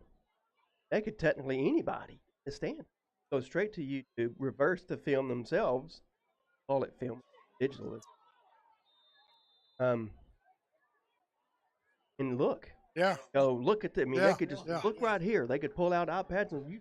Yes. And So I wonder if that's a thing. Would you be utilizing that if you was now? well, yeah, coaching I them? would utilize as much as they would let me. And you look at the pros; they got an iPad they sit down with every time they go to the bench, and a guy coaching. Those are Microsoft Surface tablets because I've seen them throw them on the ground and have big words Microsoft. Yeah. Because Microsoft has spent a lot of money. Oh yeah. To have those things down there. Well, but yeah, I would utilize whatever technology I could. But with Huddle and all that, I mean, we've been sitting around the campfire with Robert Reynolds when Blake was playing at Alba Golden, and he'd pull up a play and say, "Hey, I want to show you how Blake got this linebacker cut." Blake was tall and skinny. He was not. You would never think he was an offensive lineman, but he got to where he could cut that backer down and so that sweep could run. But anyway, yeah. So they've come a long way. We don't trade film. They still trade, but they do it electronically, And so anyway, let me see what this says here. We're back on the thing. The Bears have the ball. We were talking as they handed that kickoff, and there's a handoff to number 21, Carson Cooper of the Bears. So the Bears, there was a kick. Bears had it. We were kind of talking through a situation here, and the Bears now have the ball. It is a second down, or is that a first? First down now at their own 43, and they have their wide receiver. I believe that's number 0 down at the bottom of your screen. I formation. Yes, So there's the snap, and it goes to the fake to the fullback, and that is a new quarterback in for the Bears. I believe that is Number 1, Kyron Wilson. Kyron Wilson comes back in, and He's a senior this year. And he's played quarterback for us for a while, and good athlete, good kid. I actually coached his dad, Kelton, and I think taught his mom. We need to give a shout out to our first half quarterback, Luke Brown, who is just a sophomore. Yes, and Luke filled in well for that first half, and Luke is also playing as a starter on the defense, so getting to see action on both sides of the ball. Good hit by, I think, number 77 for Spring Hill, and He's the one that got Avon, that fumble last time. And good hit on our. Can't say his last name. That is the one with a very unique name. But number 77, he's a. Give you some stats on him. He's a sophomore, 235 pounds. I was going to say he's a good-sized lad. Yes, sir. So good hit there. Stops. It's going to be 2nd and 8. This time, Gladewater has both wide receivers to the bottom of your screen. There's the snap, and it's a handoff to the tailback on the sprint draw. Everybody on it. And he's going to pick up about 3 more yards. If they give him forward progress, it should be 3rd and 5. Ball is going to be on the 41-yard line, I think. Going to be a little longer than 5, maybe 6. 3rd and 6. So still got a Twins look, number 5 and number 0 at the very bottom of our screen. Yes, sir. And I formation. And again, Wilson keeps. And he gets back to the line of scrimmage. So it is going to be 4th and 4 on the 41. And I don't know what he's going to do, but this is the kind of place where Coach Levere likes to go for it on 4th down. So I don't see the punt team coming in. I see Carson Cooper back there. I see Kyron in there still. So Bears are going to snap it. Wide receiver to both sides. I don't know. Looks like the Bears were in motion or jump. So I'm guessing this one to go against the Bears. That puts it back, 5? That'll make it 4 and 11. That point, do you? Well, you're across midfield. Just depends how good you think you can play defense this second half. And of course, you punt. Try to get them in a hole or try to make a first. So now the punt team is in. But, I bet they got a fake too. I don't know if I've ever seen the Bears. High snap. Very high snap. And he gets it off. Wow, that's a good kick for such pressure. And it gets a that little Gladewater roll. So that helps. Because that was that's a 21-yard punt. So that helps. That's better than spotting them 20 more yards. But it was a high snap. I was going to say on the downside of punting it, that can screw up too. But so that's at least a 20-yard punt from line of scrimmage. And Bears take over on defense. 8:02 left in this third quarter. So same set for the Panthers. They got 2 backs. You see the 2 backs over here to the right side? They like that in that sweep. At number 4, he's He is trying to get loose. And he did. He's running hard. He made yardage, only 2 yards, 3 yards, but he broke 2 tackles and made 3 yards. He did. So the Bears were there. They just didn't wrap up, didn't bring him down. But when you can at least slow him up, your pursuit, if they get there, you know, and they'll put the stop on. You run 3 plays and make 3 yards, it's 4th and 1. So they got to stop him. Now they're back to their regular set. Motion again. They hand it to the dive back, number 21 for Spring Hill. And let's see who's getting up off of that pile. It's Julius Hawkins. 33 was in on that tackle, and Carter Snyder was in on Israel that. Serta of the Bears. On him quite a bit. He's very active. He is, and that brings up a 1st and 10 for the Panthers on the 38-yard line, 39-yard line. They're in there tight. There's motion. And it off to him again, number 21, the Panthers. He picks up about Kind of 4. got tripped up on his own, but there were several Bears, number 33, 13. You talk about those guys in the trenches. Well, you know, the trenches, it used to be where the wars were fought. And now they're fought in the air and in the water and still in the trenches some, but it's tough down there. As Coach Murphy used to say, those bombs are loud in the trenches. I bet. So there's the reverse, the counter number 4 play coming toward us.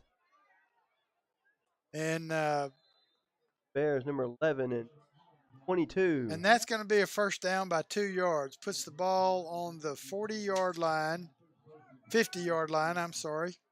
And Bears 1st and 10. Luke Brown, who was our quarterback the first half.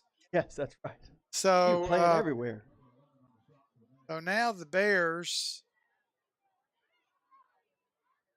down to 6 minutes, 5:59, clock's running. Going fast. So Spring Hill with that little offset eye look, and they like that sweep when they overload that side. Oh my goodness. That was Bear number 0. So that is Brayson Woods, and he made a great play. 2 blockers on him, and he hit the running back and knocked him down. But he kept what we call the outside edge. He didn't let him get outside of him. And when they take those 2 backs and set them one way or the other, that side's unbalanced. It's loaded up, and they like that sweep because they got extra blockers. Now their formation balance, that's that little quarterback keeper. That's that little option we were talking that was about. Number 11, Luke Brown wrapped him up on that play. And number 4 comes motion, and when the ball snapped, he turns and goes back where he came from, and he becomes a blocker. So the quarterback's either going to keep it or pitch it. So that's that kind of a speed option look. So now they're in the formation with number 2 split wide up top. 3rd and 5. And their 2 backs are set behind the tackles. 1 tailback, and it's a give. No, it's a fake to the tailback. He's holding it. And he's got some room. So it's hard when they run the option, Avon. And I see 33 getting up, and we got 1 down. Uh-oh. Who is that? I'll get a number for you here in a minute. It's an ankle or a cramp. I can't tell from here. Can't see his number. But it's hard when they've had success on a dive and they've had success with the quarterback keeping and the pitch, and then they run that sweep off of that. It's hard to stop all of it. Yes, it is. You know, it's kind of like John Madden used to say when he was coaching. He'd say, like on a 3rd and 2, you don't really know what they're going to do. He'd say, watch the draw, watch the run, watch the sweep. And he'd call out about 3 or 4 plays, and they'd run one of them. And he said, I told y'all to watch that. So, you know, it is hard to know. That is Bear number 9. That is Joby So he is walking a little gingerly, but he's on his own power. Looks like maybe he just got a little twist on that ankle. Not a cramp for sure. So I'll get him over there, give him a minute or two to recover. I didn't see who came in for him. But There's too focused on find his number. let's see. Same formation. They got a wide receiver to the bottom. The other two backs are set behind the tackles. There's the motion. This time he gives 21. it, hands it off. He's got some room. 21 is gone, Sam. And he is not number 7 for the Bears. It was 21 that ran. Latrell Henderson had a chance to get Oh. him, got his hands on him, and he just couldn't get him down. For 21, Julius Hawkins, Panthers. So with 4:09 left in the third quarter, Panthers draw first blood of the second half, and that brings it to a 1-point game, 13-14. And we're going to see if they want to go. Looks like we're waiting on a kicker. I don't know. Done. They're having to call a. I don't know. Reset the play clock. So, did they call a timeout? I don't know.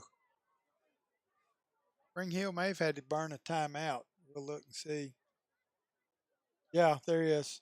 So Spring Hill, to keep from getting a penalty, burns a timeout before they attempt the PAT.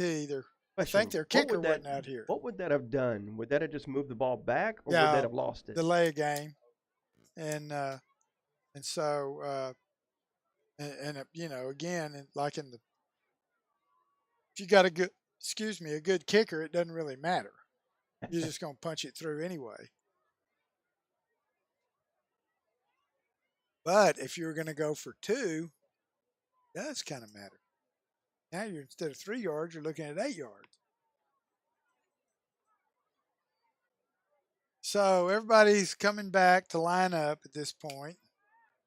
And number 3 is the holder. Number 12 is the kicker.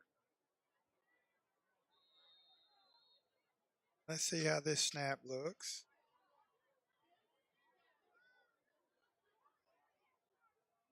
And it's up, and it is good. So that gives us, with 4:09, ball game, Sam. tie game. So this quarter has gone by quick. So now the kickoff team for the Panthers will come on the field, and the Bears have their receiving team. We'll see what kind of kick we're looking at.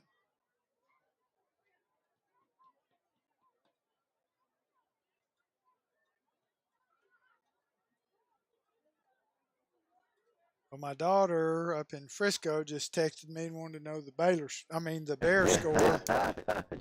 That's twice tonight. The Bears score, and I told her it's tied at 14. They were at the baseball game and said it was lightning up there. I saw lightning at halftime back to our north up toward Gilmer, and it's not raining or lightning here. The game goes on. So deep kick. And it's caught at the 20 by Gladewater. And he's got some room, Avon. He's got some room. He may score. He's gone. And he is caught. They finally caught him at the Panther 30-yard line. That was number 7. It is. He's coming off right here. Latrell Henderson. Wow. So great run. He just couldn't outrun everybody. Ball is on the 31 of the Panthers. So here come the Gladewater Bears back onto the field. Kyron Wilson still at quarterback.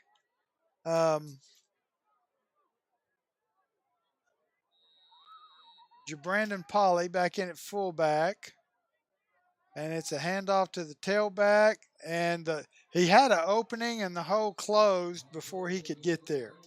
But again, they're lined up 7, 8 yards deep. And sometimes the quicker hit and play is a little better. Trying to see who was that tailback that time.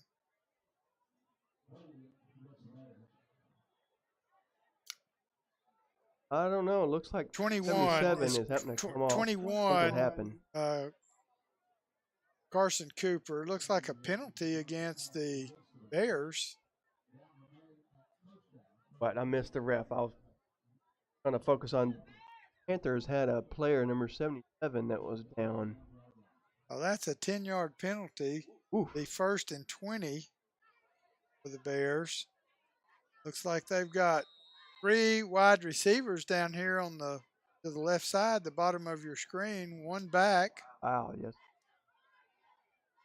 Oh, quarterback, keeper. That's Kyron Wilson. He makes back 5 of those number yards. 52 of the Panthers.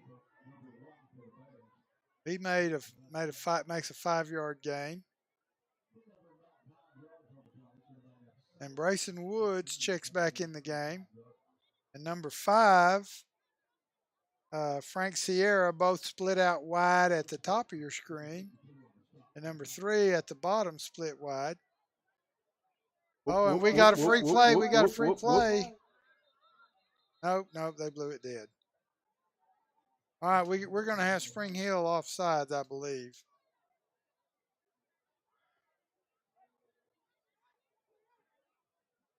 I believe they jumped and we snapped the ball. No. I must have missed something because it looked like Spring Hill jumped and we snapped it. But maybe not. Maybe somebody flinched down there. Going to make it 2nd and 19, Sam. That's quite a bit to come. So we got Cooper in. We got 5 and 3. Frank Sierra and JT Maddox up top of your screen. And he's going to throw back to the weak side. It's completed inside the 30. And Brayson Woods, I believe, number 0, catches that ball. Yes, sir. So they load up the right side, throw back to the weak side. We got the 1-on-1. And we don't make enough for the first down. But it's still just 3rd down. 3rd and 9.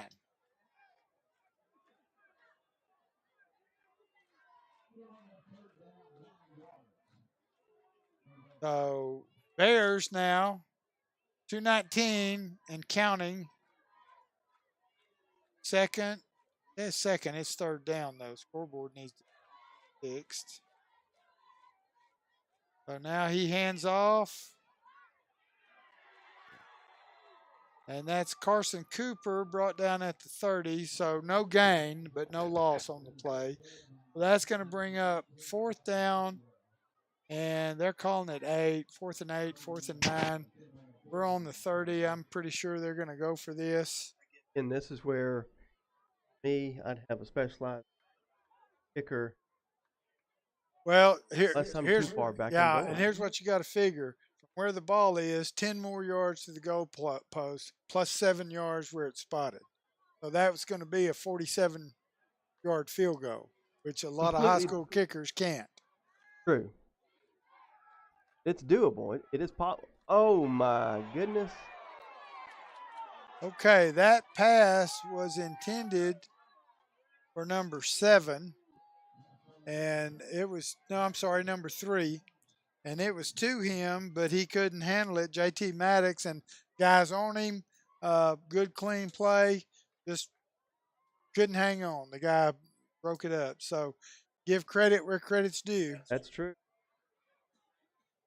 Well, what a hot game. Here we are just about at the bottom of the 3rd. So the Panthers take over on downs, and the ball is on their own 30-yard line. And we're at 1:19 left in this quarter, Avon. So Bear defense lined up, and their Brown is coming off that left side. And he does not want to get stopped this.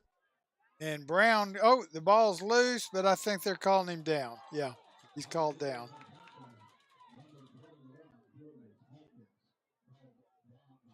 So that's going to be a gain of about, where is that ball going to be placed? That's about a 7 or 8 yard gain.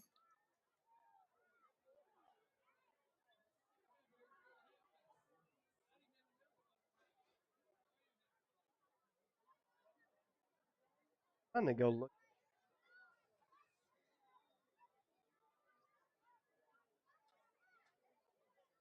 Let's see while we're looking at stuff.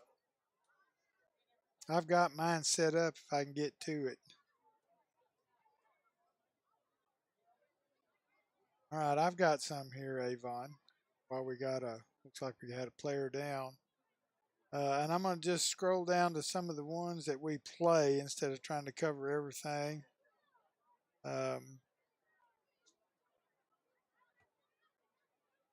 Let's see.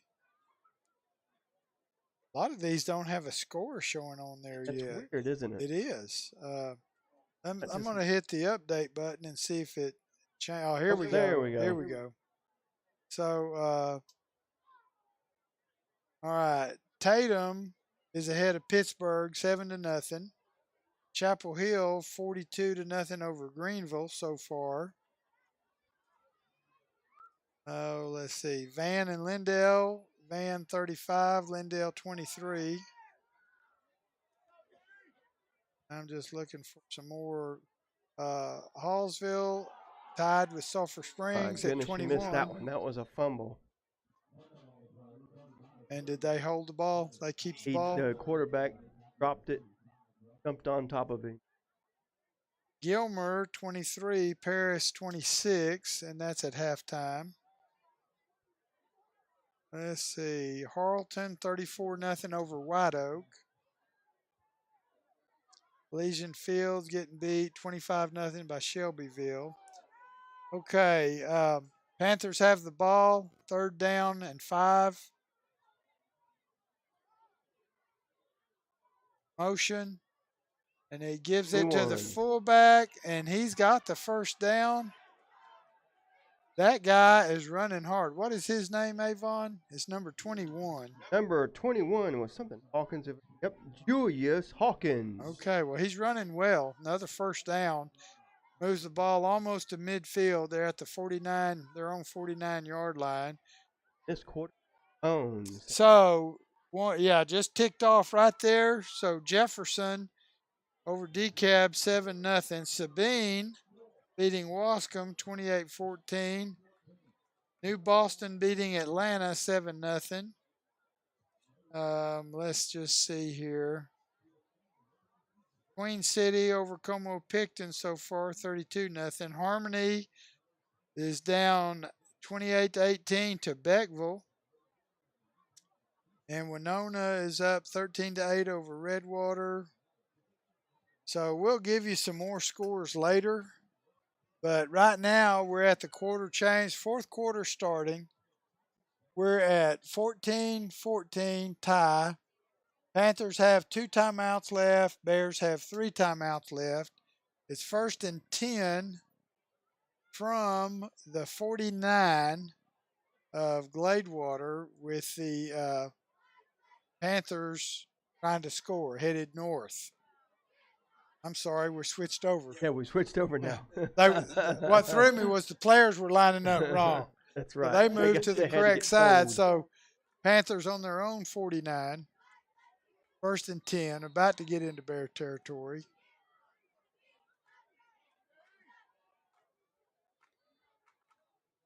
And so there's the little sweep to number 4. He goes. And wrapped up pretty hard. They're still going to spot it, and it's going to be a 5-yard gain. Number 22 of the Bears.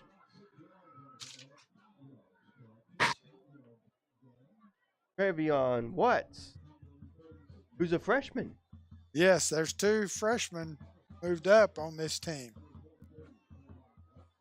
They're definitely going out and making some plays, that's for sure. And off again in 21, he's going down. And he's up to the 30 row of the Bears. 38, And 37. 36 of the Bears. 37. So 36 for the Bears. Christian Collins and Grayson Woods.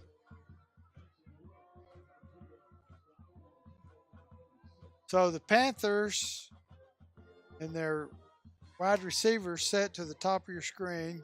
The other two backs are behind the tackles. Shotgun with one tailback. And it's a give to him. 21 again, but he got And he tripped stopped, up this time. and they also had the quarterback as he was handing off. So Got ready for that one.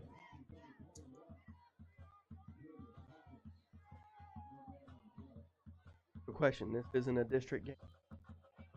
If it were to clock run out, do we have overtime, or do they just say, they would do it, follow their overtime protocol, but it would just have to do with one loss records, not anything with district qualifiers. Oh, to number 4, there he goes. He's got Sam. it. He's in. Can't catch him. He's in. He's way. So that brings the score with 10-13 in the fourth quarter to Panthers 20, Bears 14. And they'll be lining up for their PAT. And that was just number 4 again on the sweep. Yes, sir. And There was number 4, Trevor Allen of the Panthers. He cut it in, cut it out, Gone. took off. Nobody had an angle to catch him. So now there's the snap for the PAT, and it is good. So it's a 21-14 game. Spring Hill is on top at the moment. And again, we've got 10 minutes and 13 seconds left in this fourth quarter. Certainly enough time to... Bears still have all 3. Yes. So what the Bears need at this point is a sustained drive that finishes with 7 points.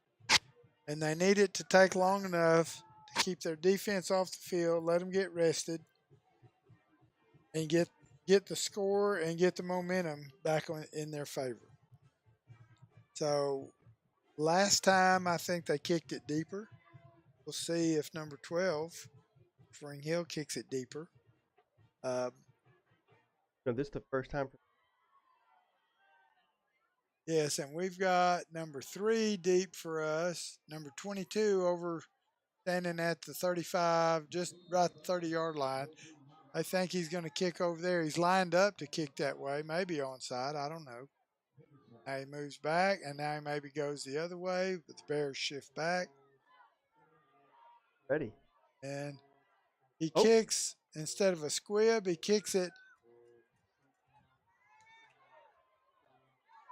He's got some room. All right, he gets across the 30, and that is number 3. JT Maddox, right? JT on the run, yes, sir. And so the Bears have a ball at the 34-yard line. 1st and 10, 10:05. Ball will start on the snap. And let's see what they can do. Offense comes out. Offensive lineman number 50 is Mason Boudreaux. Looks like kind of a busted play. Yeah, he went the handoff and they ran into each other, but it's busted play turns into a 4-yard gain. Hey, we'll take it. We'll take it. And then also number 56 on the offensive line for the Bears, and that's Cool Sheffield. okay, Sheffield in there, number 56. Khalil. So hand off to the fullback. He's got some room. He's got some room. He's still up. Still up. My goodness. Number 28 of the Bears. And that is about a 16-yard gain. Jeremiah Flanagan. So that's a 16-yard gain. Puts them into Panther territory at the 45. And let's see who else we got.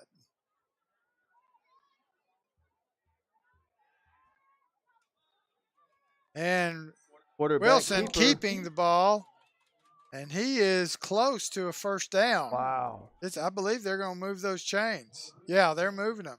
Well, that's a 10-yard gain on the quarterback keeper to the left side. And they changed the formation. They had two wide receivers, twin look up top, and then just the opposite of what they got now, one at the other way. So this time. Showing some of our own options. Oh, he's keeping it again. Okay. Oh, he's now met with a whole pack of Panthers. And he's not going to gain any, but he just makes it to the line of scrimmage. So nobody fooled on that one and not much blocking on that one. So it's going to be 2nd and 10. And we've got at center, Mason Thompson is the center. Been playing there last few games. Try to get those trenchmen a little bit of time and recognize them. Here's the snap under center. And he throws it, and it's caught by that was Grayson Woods, number 0, but actually for a yard loss. So that's going to bring up 3rd and 11. 3rd and 11. And then other offensive linemen, you got 61 at left guard, and that is, I don't have a 61. All right, they did. Oh, here we go. Throwing again. And he's airing it out. Incomplete. Overthrown a little bit. Tight coverage on him. We also have a number 68 who is Corey Stanley. But I don't have a 61. I'm gonna have to find that out and see. Get a name for him. So Bears in the huddle. Huddle breaks. 4th down. We got 2 wide receivers. Twins look at the top. Single wide receiver at the bottom. 1 back. Thinking maybe a throwing down. And he wants to throw. And he throws it. It's caught. He's got some room. He has scored. Dan. So that is a great play. And that is number 0. Bryson Woods. Grayson Woods. Oh, Brayson. For the touchdown. He did break a tackle and just turned on some jets and beat one guy. So great play for the Bears to get them back in the game. We're at 7:12 left in this 4th quarter. 21-20 extra point attempt coming. So we'll see. We told you the first half was a really exciting game if you're a fan. And so that kick is up, and it's good. That was number 15, Grafton Morgan. So we are now tied again, and it is 21-21. We got 7:12 left, and the Bears will be kicking off to the Spring Hill Panthers and give them another set of downs. So it does make for an exciting game. It does, and so the Bears this half, they've changed their tight end, and they've had 2 split ends and then another wide receiver, and they're running it. They've moved the tailback up close like the fullback, and then when they get in that throwing formation, they're running some and then throwing some. So they're kind of mixing it up, trying to keep the Panthers adjusting and on their toes, and the Panthers are like they are mixing with it. options. Yeah. Panthers are mixing it up as well. So we're getting a good look at everything. Well, it is.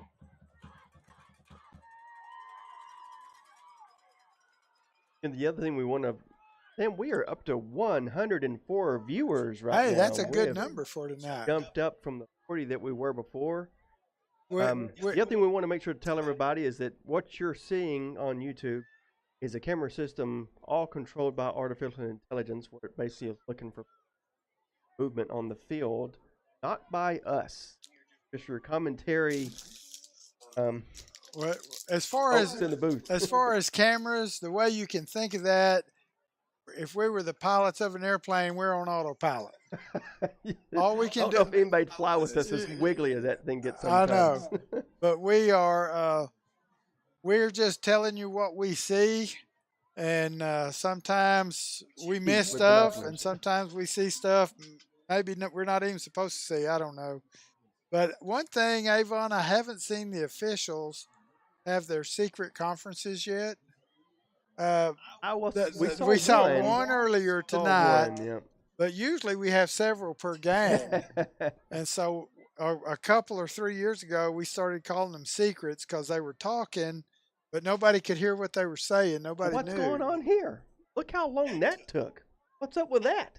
I don't know. There's no timeout called, but for a comeback from a touchdown and a PAT, Yeah, that was at least 3 minutes. yeah, and it might be what they were doing a couple weeks ago when it was just so hot, Oh, and like the they refs need a took little like breather?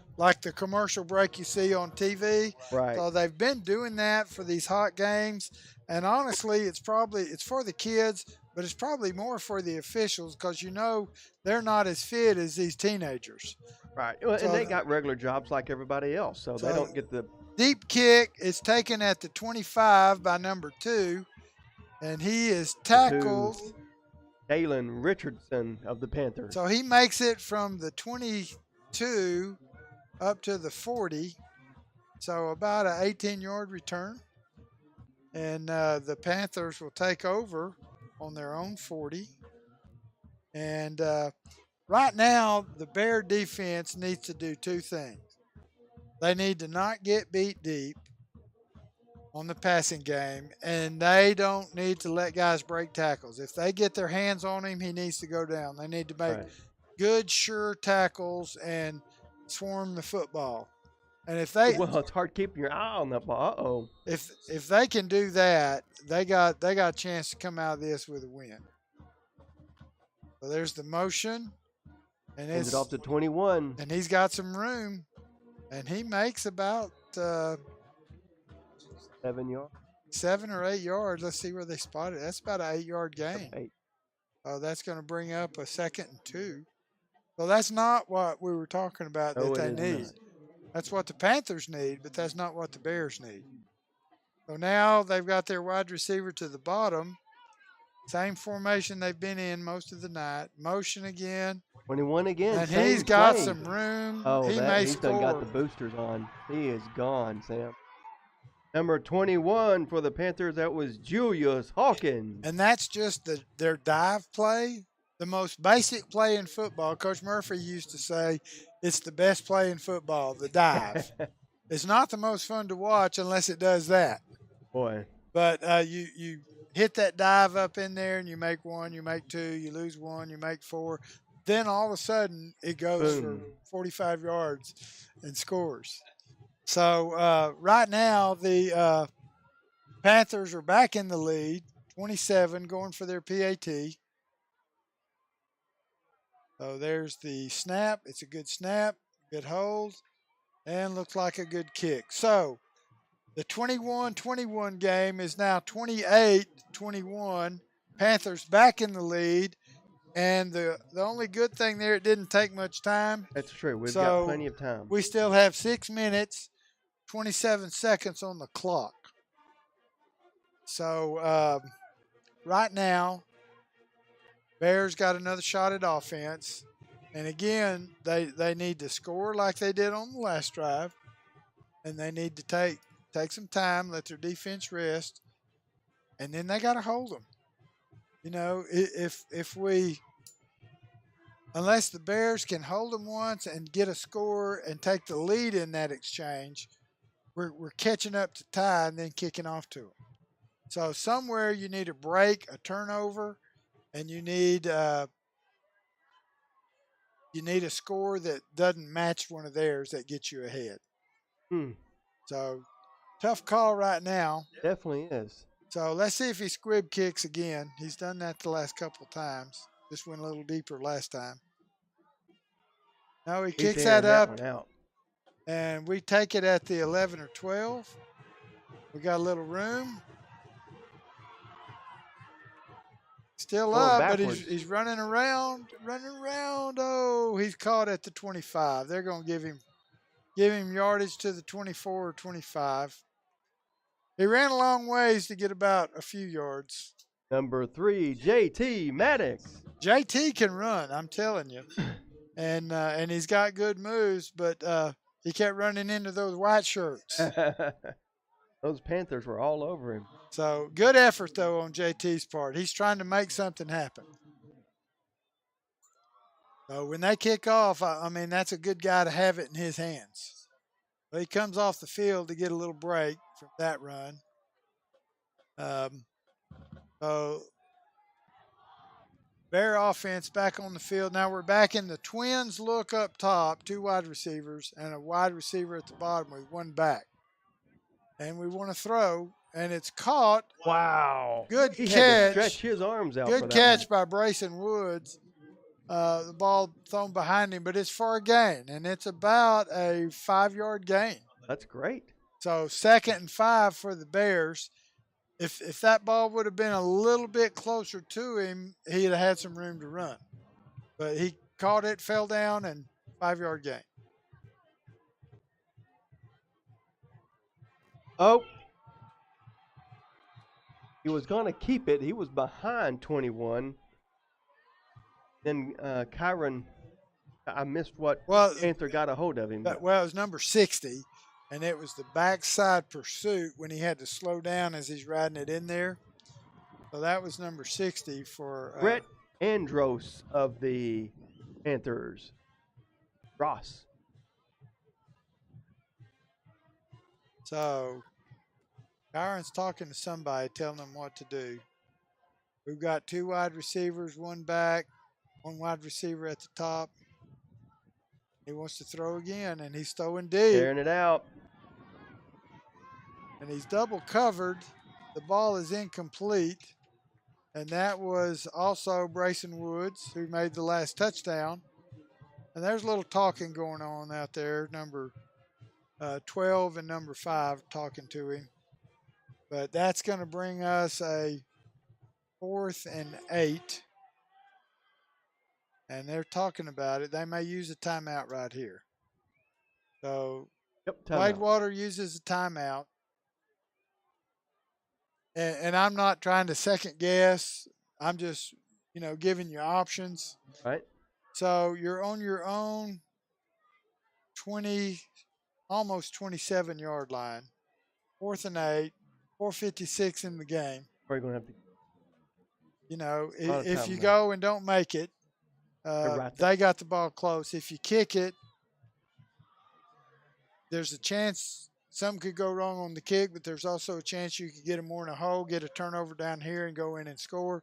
So I don't know. Coaches, they're there every day. I come once a week. And they're going to go for it. They're lined up in a go-for-it formation. Wilson is in the shotgun. He's deep, and he's not under center. He's got 1 back for him to block, a wide receiver up top, 2 wide receivers down bottom. We don't know what number 5 is going to do for the Panthers. He's going to take that back out. Nope. So we complete the pass, but it's not enough for a first. And that's going to put a little heat on defense. The defense, exactly. They're going to. So we're at 4:51, and it's going to be a 1st and 10 for the Panthers inside the 30 on the 29-yard line. So if the Bear defense ever needed a stop, a turnover of some kind, or a big break, this would be the place to get it. But that's why you play. You never know. So same offensive set. Their wide receiver to the top. And it's just number 4 with the ball. He's cutting it back, and he's got a tackler on him. For 22 of the Bears. And that is Travian Watts. So that's a gain of 9 yards. 2nd and 1.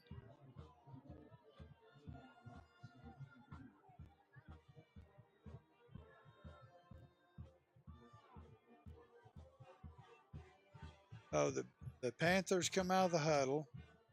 They've got one tight back to the left behind number 60, number 4. He's the guy that likes to go in motion. Number 8 to the right, wide receiver at your top of your screen. There's the snap. It's a handoff to 21, and he is down inside the 5. So if the Bears don't get a stop here, they're looking at less than 4 minutes, and they're going to be, it's a 2-possession game at that point. They're down 2 touchdowns if the Panthers score here. So it would be great to get a stop, a turnover. I don't anticipate Spring Hill throwing here. They're going to run the ball, I think. Yeah, So, I think they've got those options where they have 3 different people that can take the ball. That's right. Quarterback himself. But He's a good runner. And that's a touchdown. 21. So that's Sept himself. That's on the is that the quarterback or that was on the dive? So that was 21. Okay, so he handed it off. That was a dive. Julius Hawkins. So Hawkins gets in again. And that puts us, well, when they kick the PAT, assuming they make it, we're down 14 points, 2 touchdowns, and we got 3:22 on the clock. So it's not looking good. This could be the Panther miracle in Gladewater Stadium. Could be. We've lost to Spring Hill before, but not, I don't think, in a while. Probably has been a hot. I remember one year we played in Spring Hill. We were both good, and our defense, Coach Bird asked me, Coach, what are they doing here? And I said, I looked on those sheets I told you about, and I said, Coach, they like the out route.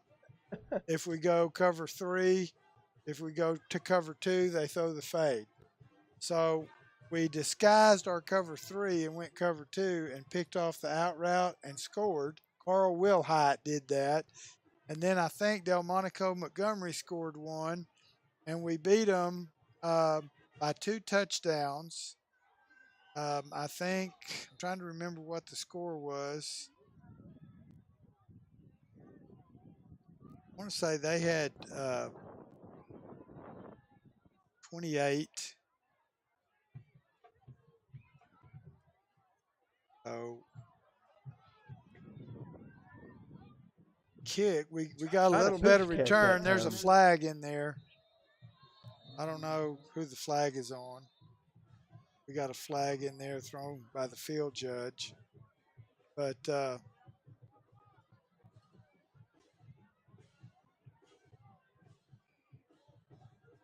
they're talking it over. And you said we haven't had many of those discussions. They're having one now, aren't they? Saw something holding on Gladewater.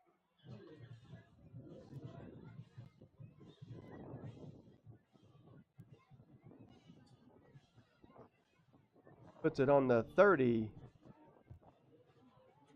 I think that the score of that Spring Hill game that year was 42-28. We end up winning by 2 touchdowns, and our defense scored twice. So wow. Sometimes you're hot and on a roll, and sometimes you're not. And as a completed pass. Oh, pardon me. That's all right. I got it. If he turns. 5. Number 5. Completed pass to number 5. Frank Sierra. Frank gains, I'm going to say 7 yards. Like a 2nd and 3. So Bears again with 3 wide receivers and 1 back, quarterback under center. He wants to throw. And it is complete. Wow. And that, I believe, is Brayson Woods, number 0. I see paint on the ground. Hang on. I think it's number 0. On. a flag. I think it's a face mask. I think they're going to tack some more yardage onto it. Now, what they did different than Avon, they've they've been running goes up the sideline or outs, and they ran a post in the middle, and he was open, and they completed it. And so he was saying, Brayson was saying, I saw him tell the official he grabbed my face mask, but the you're flag right. was already down. They'd already seen it. So he moved the ball down to the 29, and then the penalty is going to put us inside the 20 at the 17-yard line. So the Bears get a huge catch and a break, and they are with 2:37, first and 10, and he's throwing again, and the ball's uncatchable. I think we had a man open. He just couldn't get there. And for them, number 9 was defending. That is Kason Wilkins. And number 18 was out there too. Carson Tidwell of the So Panthers. 2:29, clock stopped on the incomplete pass. It's second and 10, again from the 17. So same formation for the Bears. And that's going to be an offside on us, the left tackle. I don't have a number, but the left tackle, yeah, he moved. So that's going to be 5. So it's going to be second and 15. Yep. Ball's now on the 22 instead of the 17. 2:29. So a score here, and we got a chance, Avon. That's very true. So let's see what we got. And they're blitzing everybody. They're coming hard on this one. Better hurry. Incomplete, thrown in the end zone, and number 12 for the Panthers broke it up. Couldn't hang on to it for the interception. Wilson did a great thing there. They were rushing everybody up, and he just rolled out and got outside the rush and bought a lot of time. But I think they had double or triple coverage. They on the had receiver. a lot of coverage. Yeah.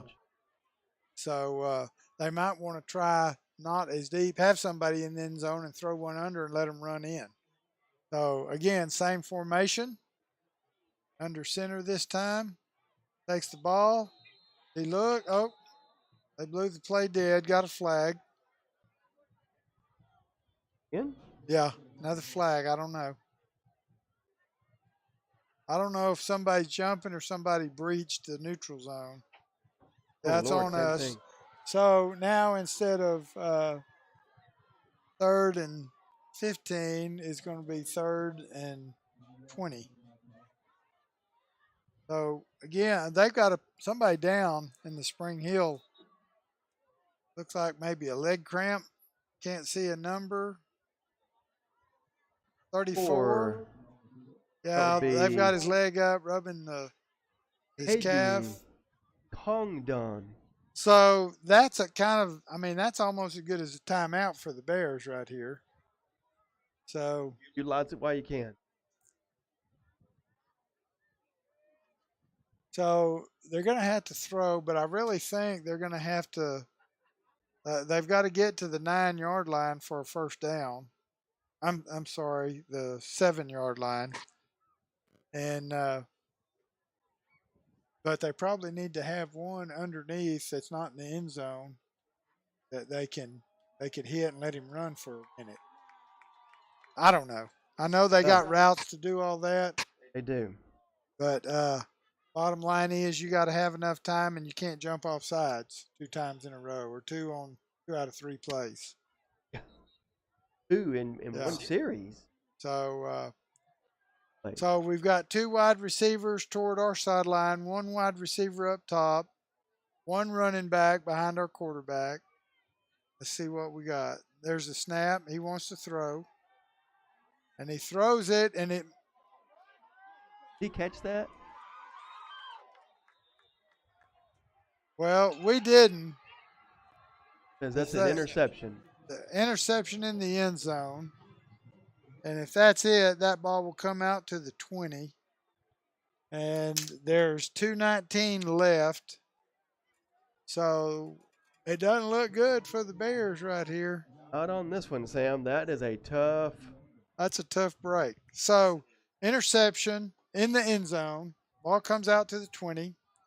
That was the turnover, but not the one we wanted. Yeah, That was the we one the didn't Panthers wanted. So unless we get in 2 minutes and 19 seconds, I'm sure the Panthers are going to run the ball, let the clock Complete run, control not of it. throw it, not get out of bounds, and burn the clock up and make first downs. That's what they're going to try to do. That is the smart thing to do. Can't fault. And that's exactly what I would try to do. So I would look for the sweeps and those dives and the little counter. Bad snap. It was. Quarterback picks it up. He's got some room.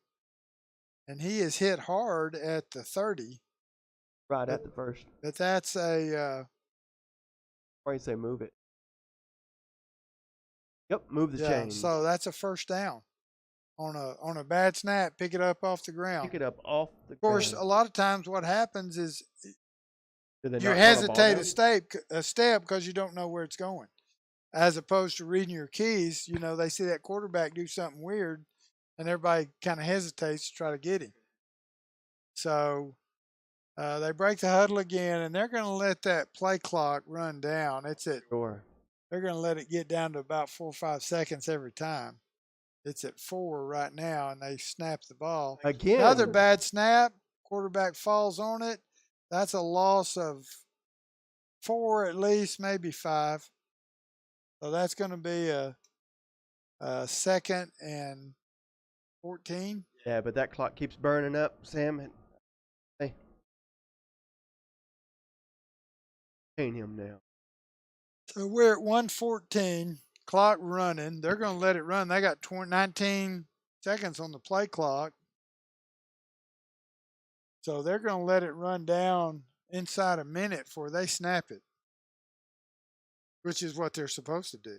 That's right. So there's the snap.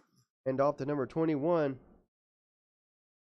And I'm telling you, he's got some power in those legs because he's dragging folks 10 yards. They're hanging on him and not letting go, but he's carrying them 10 or 12 yards. There's another first down. They're on the 48-yard line, almost crossing midfield.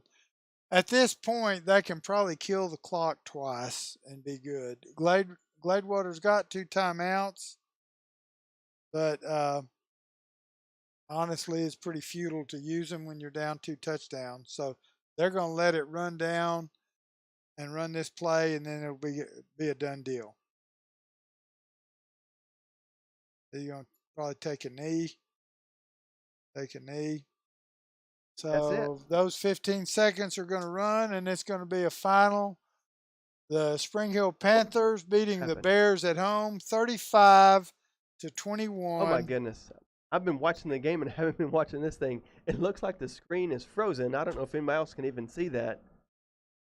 I hope somebody did not trip over our stuff. Somebody break our stuff? Did they break our stuff? Oh, I'm afraid somebody unplugged the camera that everybody was looking from. I don't know. We missed it. I was so looking at the game. We were watching the game, I do and have to honestly, apologize for that. We can watch the monitor, but we see much more just watching the game with our naked eye. I got to look at it more often. But anyway, if you're just a football fan, it was a great game to watch. Spring Hill made a good comeback. They really they played probably as good as they can play. And absolutely. And they had some great plays. Those options they kept doing. Kudos to Spring Hill. And the Bears will come back and be at home next week. And I'm going to look and kind of see who we got an away game next week. No, we got one more home game. We got Malakoff here next week. So we'll have another broadcast. It'll be our 3rd in a row. Wow. And 4th out of the 6 we do. And it'll be Malakoff coming to Gladewater on the 15th of September at 7:30.